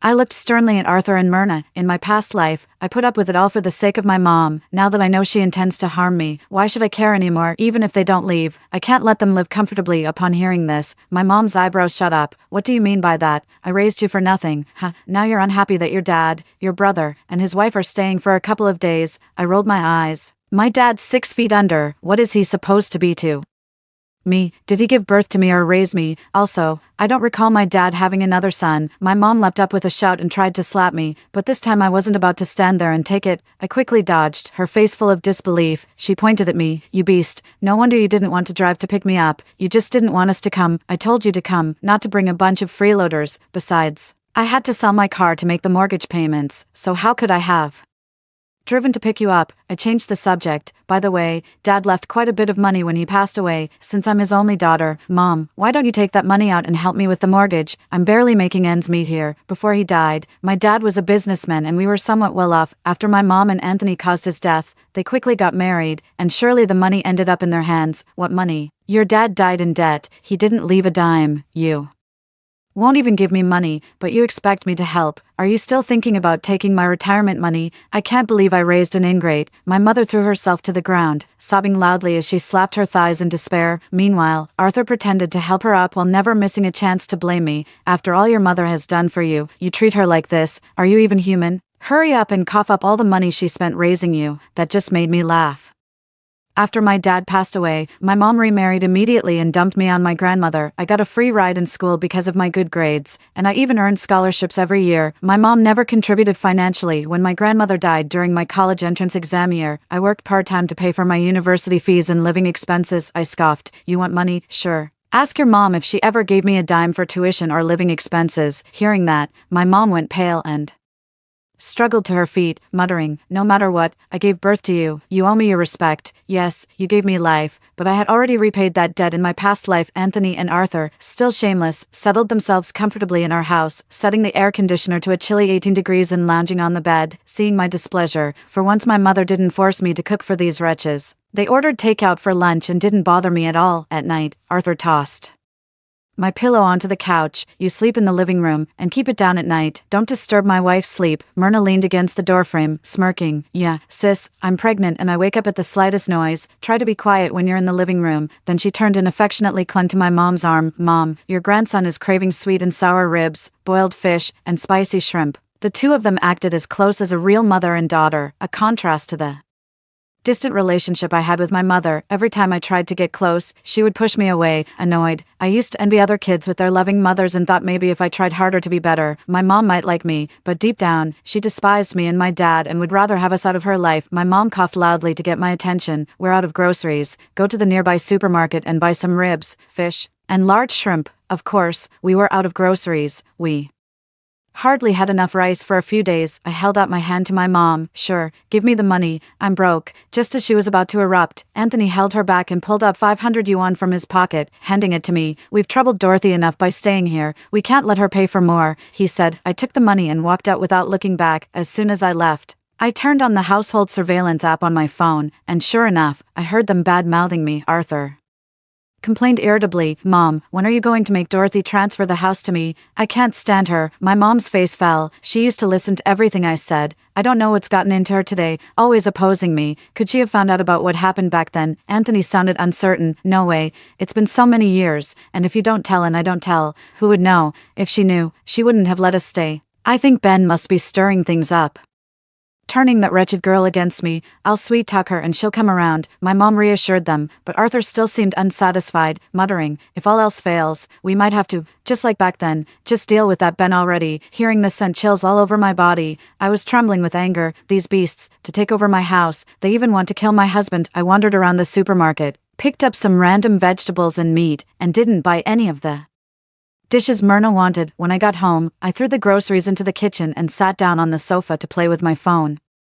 Myrna glanced at it and started complaining. "Where are the spare ribs and fish I wanted? And the shrimp? Why didn't you buy any of them? Did you do this on purpose?" Hearing the commotion, my mom quickly came out of the bedroom, frowned at the stuff on the table, and said, "I gave you the money. What are you getting angry about?" I pointed to the sweat on my forehead. "If you dislike it, go buy it yourself. Look at the weather outside. Eat what we have. Stop being so picky." Uncharacteristically, my mom didn't say anything or order me around. Instead, she turned and went into the kitchen and got busy. She made 8 dishes and a soup, a lavish meal. At the dinner table, she happily put a piece of meat into my bowl. "Dorothy, eat more. See if it tastes like when you were a child. You know, you've grown up and hardly ever come to visit me. It's been so long since you last had my cooking." I nodded, kept my head down and continued eating quietly. Honestly, my mom's cooking is great. It would be foolish not to eat. Towards the end of the meal, my mom finally got to the point. "Dorothy, you know, the house in the old town is quite old, the sound insulation is bad, and it's so noisy I can't sleep at night. I see it's quieter here in the new district, less crowded. In a few days, we'll move over here, and you can go stay at my place." "Sure, no problem," I replied nonchalantly, stuffing a piece of braised pork into my mouth. My mom gave Arthur a knowing look.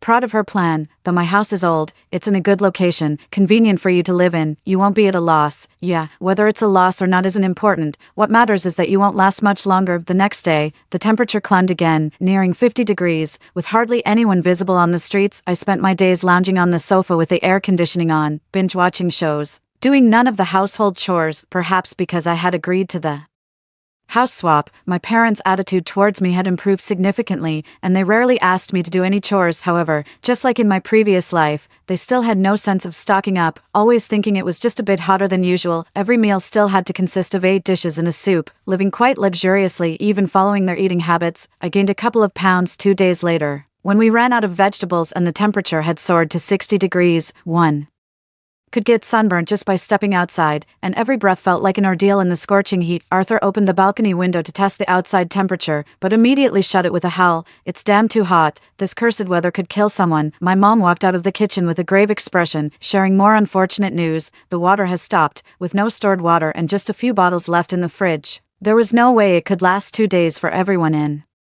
the house." Thus, the family's gaze turned towards me again. "Dorothy, why don't you go out and buy some food and water? The fridge is empty. We can't just starve." I stayed put on the sofa, motioning towards the outside. "Are you joking? Going out now would be deadly. If you want to go, go yourselves." After hearing what I had said, Arthur's eyes suddenly lit up, showing a touch of excitement as he looked at my mom. However, they were hesitant to speak in front of me. Soon, the 4 of them gathered in the master bedroom for a private meeting. I put on my Bluetooth headphones and turned on the surveillance in the master bedroom. "Mom, with this weather, even if the sun doesn't kill me, the heat stroke will knock me out. If I collapse, I'll be cooked alive on the pavement. This is a golden opportunity." I overheard. Arthur looked at my mom joyfully, as if my house and property were already his. "But what if she doesn't die? And there's Ben, even though the house is in Dorothy's name.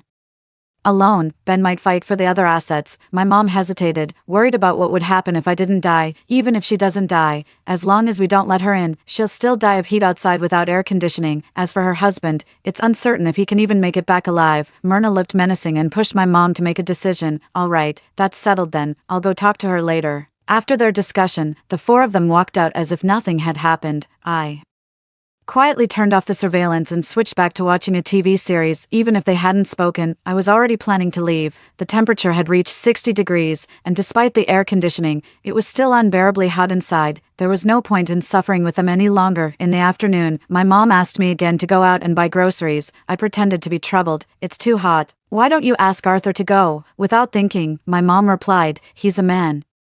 How would he know how to pick groceries? Just bear with it, and I'll make you something delicious when you get back. Annoyed, I grabbed my phone and bag and put on my sun protective clothing. I wanted to take an umbrella from the closet, but my mom quickly snatched it back. The sun protective clothing is enough. Leave the umbrella at home. My heart, already numb and disappointed, still ached once again, without hesitation. You push me towards death, even though I am your own daughter. If that's the case, then don't blame me for being heartless. I took the elevator down to the underground garage, turned on the air conditioning in the car, and waited until the temperature inside had dropped before driving quickly to the hotel. Fortunately, it was close by and there were not many cars on the road. I arrived at the hotel in 5 minutes. My husband hurried over with a big glass of water when he saw me. How are you? Sit down, I'll bring you some cold watermelon. I drank the water in one gulp, devoured a whole plate of watermelon, then took a cold shower in the bathroom and changed into clean, light pajamas. Everything went smoothly. From now on, we can comfortably live in this hotel. My husband works in a new media company and knows quite a few internet celebrities. He sent messages to some local influencers and big names on the internet, telling them about the hotel's address,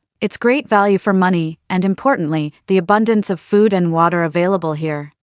Several influencers immediately posted videos for the sake of popularity, showing the hotel's amenities clearly. Within an hour, many people had driven over. Most were able to check into the hotel smoothly, while a few with a low goodness rating were turned away at the door. The reasons for their ineligibility, such as theft or school bullying, were displayed on a large screen at the entrance. They cursed and fumed at the hotel entrance, many pulling out their phones to record videos, but soon the heat drove them away, and their videos unintentionally generated even more attention for the hotel.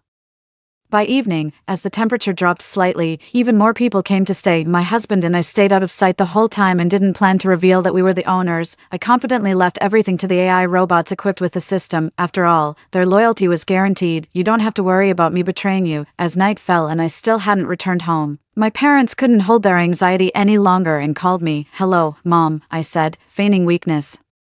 Where on earth have you run off to? Why aren't you back yet? The whole family is waiting to have dinner. My mom, hearing my voice, didn't express any concern. She was only interested in whether I had managed to buy any food. It seemed they planned to make me stock up on food before shutting me out. What a cunning plan. Mom, there's no food left in the supermarket. It was all taken. It's too hot outside. I can't make it back. I'm hiding in an underground parking garage right now. Upon hearing this, Arthur immediately became anxious. What are you hiding for? Do you want to starve your mother? It's already dark. It's not as hot as during the day. Go out and find some food. My mom also started crying. Oh dear, I'm really starving. Please bring some food home. Well, I'll look again. After hanging up, I went downstairs with my husband to have a lavish meal. We sat in a comfortably air-conditioned restaurant, ordering 2 steaks, a bottle of red wine, 2 Australian lobsters, a plate of spaghetti, and a fruit platter. After a satisfying meal, we went for a full-body massage on the first floor of the hotel, and then comfortably returned to sleep in the large bed on the top floor. When I woke up again, it was already 10 a.m. There were over a dozen missed calls on my phone, all from my mom, my husband, and I ordered breakfast to our room. I mirrored the phone's surveillance camera to the TV and watched as we ate. I saw them making a large pot of thin porridge, each with a bowl of it, and a small dish of pickles in the center of the table. Arthur frowned as he stirred his porridge. Mom, we're out of rice. How come Dorothy isn't back yet? Could she have died out there? What will we do without food? Myrna, stroking her belly, sighed. Yeah, Mom, I'm nearly starving to death, and the baby keeps kicking me. Without a word, my mom pushed her bowl toward her. You eat. I can endure a little longer. I'll call her again in a bit. I bit into a soup dumpling, savoring the flavor. My mom still had the heart to give away her porridge, so it seemed she wasn't that hungry. Let them go hungry for a few more days. 2 days later, from the surveillance, I saw that my family could barely walk due to hunger, and there was only 1 bottle of water left in the house, each person carefully sipping a small amount. Mom, if it's too much, why don't you go out and buy some food? If not, we'll all die of thirst. Arthur pushed my mom, seeing the grim expression on her face as she looked outside. She said, I'm not well, let your father go. Upon hearing this, Anthony slapped my mom across the face. What nonsense. If it wasn't for your daughter failing to bring back food, would we be starving? Get out and buy some water and food. Don't come back if you can't find any. With that, he pulled my mom towards the door. My mom struggled for a while but eventually resigned herself to the situation, grabbing a sun umbrella and heading out. But as they opened the door, several men burst in. What are you doing? Trying to rob us? We don't have any food left. My mom stammered as she retreated behind Anthony. One of the men pulled out a property deed from his bag and slapped it on the table. This house is ours now. You need to leave. It's impossible. This house clearly belongs to my daughter Dorothy, the man said impatiently. Dorothy already sold the house to us a while ago, and we agreed to move in today. You better pack up and get out. After saying this, several People casually sat down on the sofa. It's lucky we bought this house. It's the only place in the new district that still has power. We'll be living here from now on. Arthur didn't want to leave because he knew very well that stepping outside was a death sentence in the scorching heat of over 60 degrees Celsius without a car, and they wouldn't last a day, but he and Anthony were no match for the group of four who, having been starving for days, were promptly thrown out. My mom called me, crying, and this time, I chose to answer. As soon as the video call connected, my mom started crying and scolding me. You ungrateful wretch, how could you do this to us? Who allowed you to sell the house? What are we supposed to do now? I took a sip of the iced watermelon juice from the table. Watching her performance, my mom paused her crying and trembled as she asked, how do you still have food? Where are you? I pointed the camera at the hot pot on the table, showing beef, lamb, shrimp, paste, tripe, along with fresh green vegetables and fruits.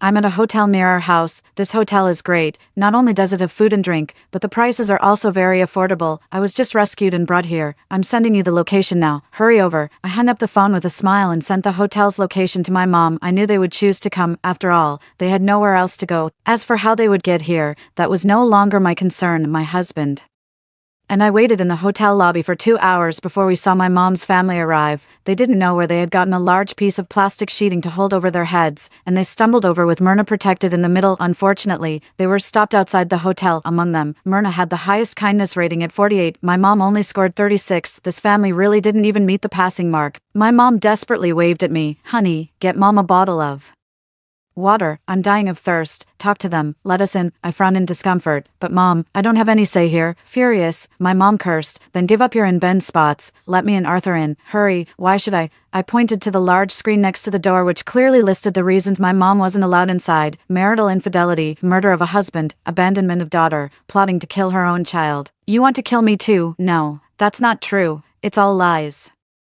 You know I love you the most. Please, let me in. If not, at least give me some food and water. I can't hold on much longer. I picked up an apple from the fruit plate and shook it at my mom. Give it to mom. Sis, please, give me something to eat. Arthur and Myrna reached out to me, but Anthony kept urging my mom. I threw the apple towards my mom, and as soon as she caught it, Anthony snatched it away. He devoured it greedily, finishing the apple in seconds. My mom screamed and lunged to grab it, but was pushed to the ground by Anthony.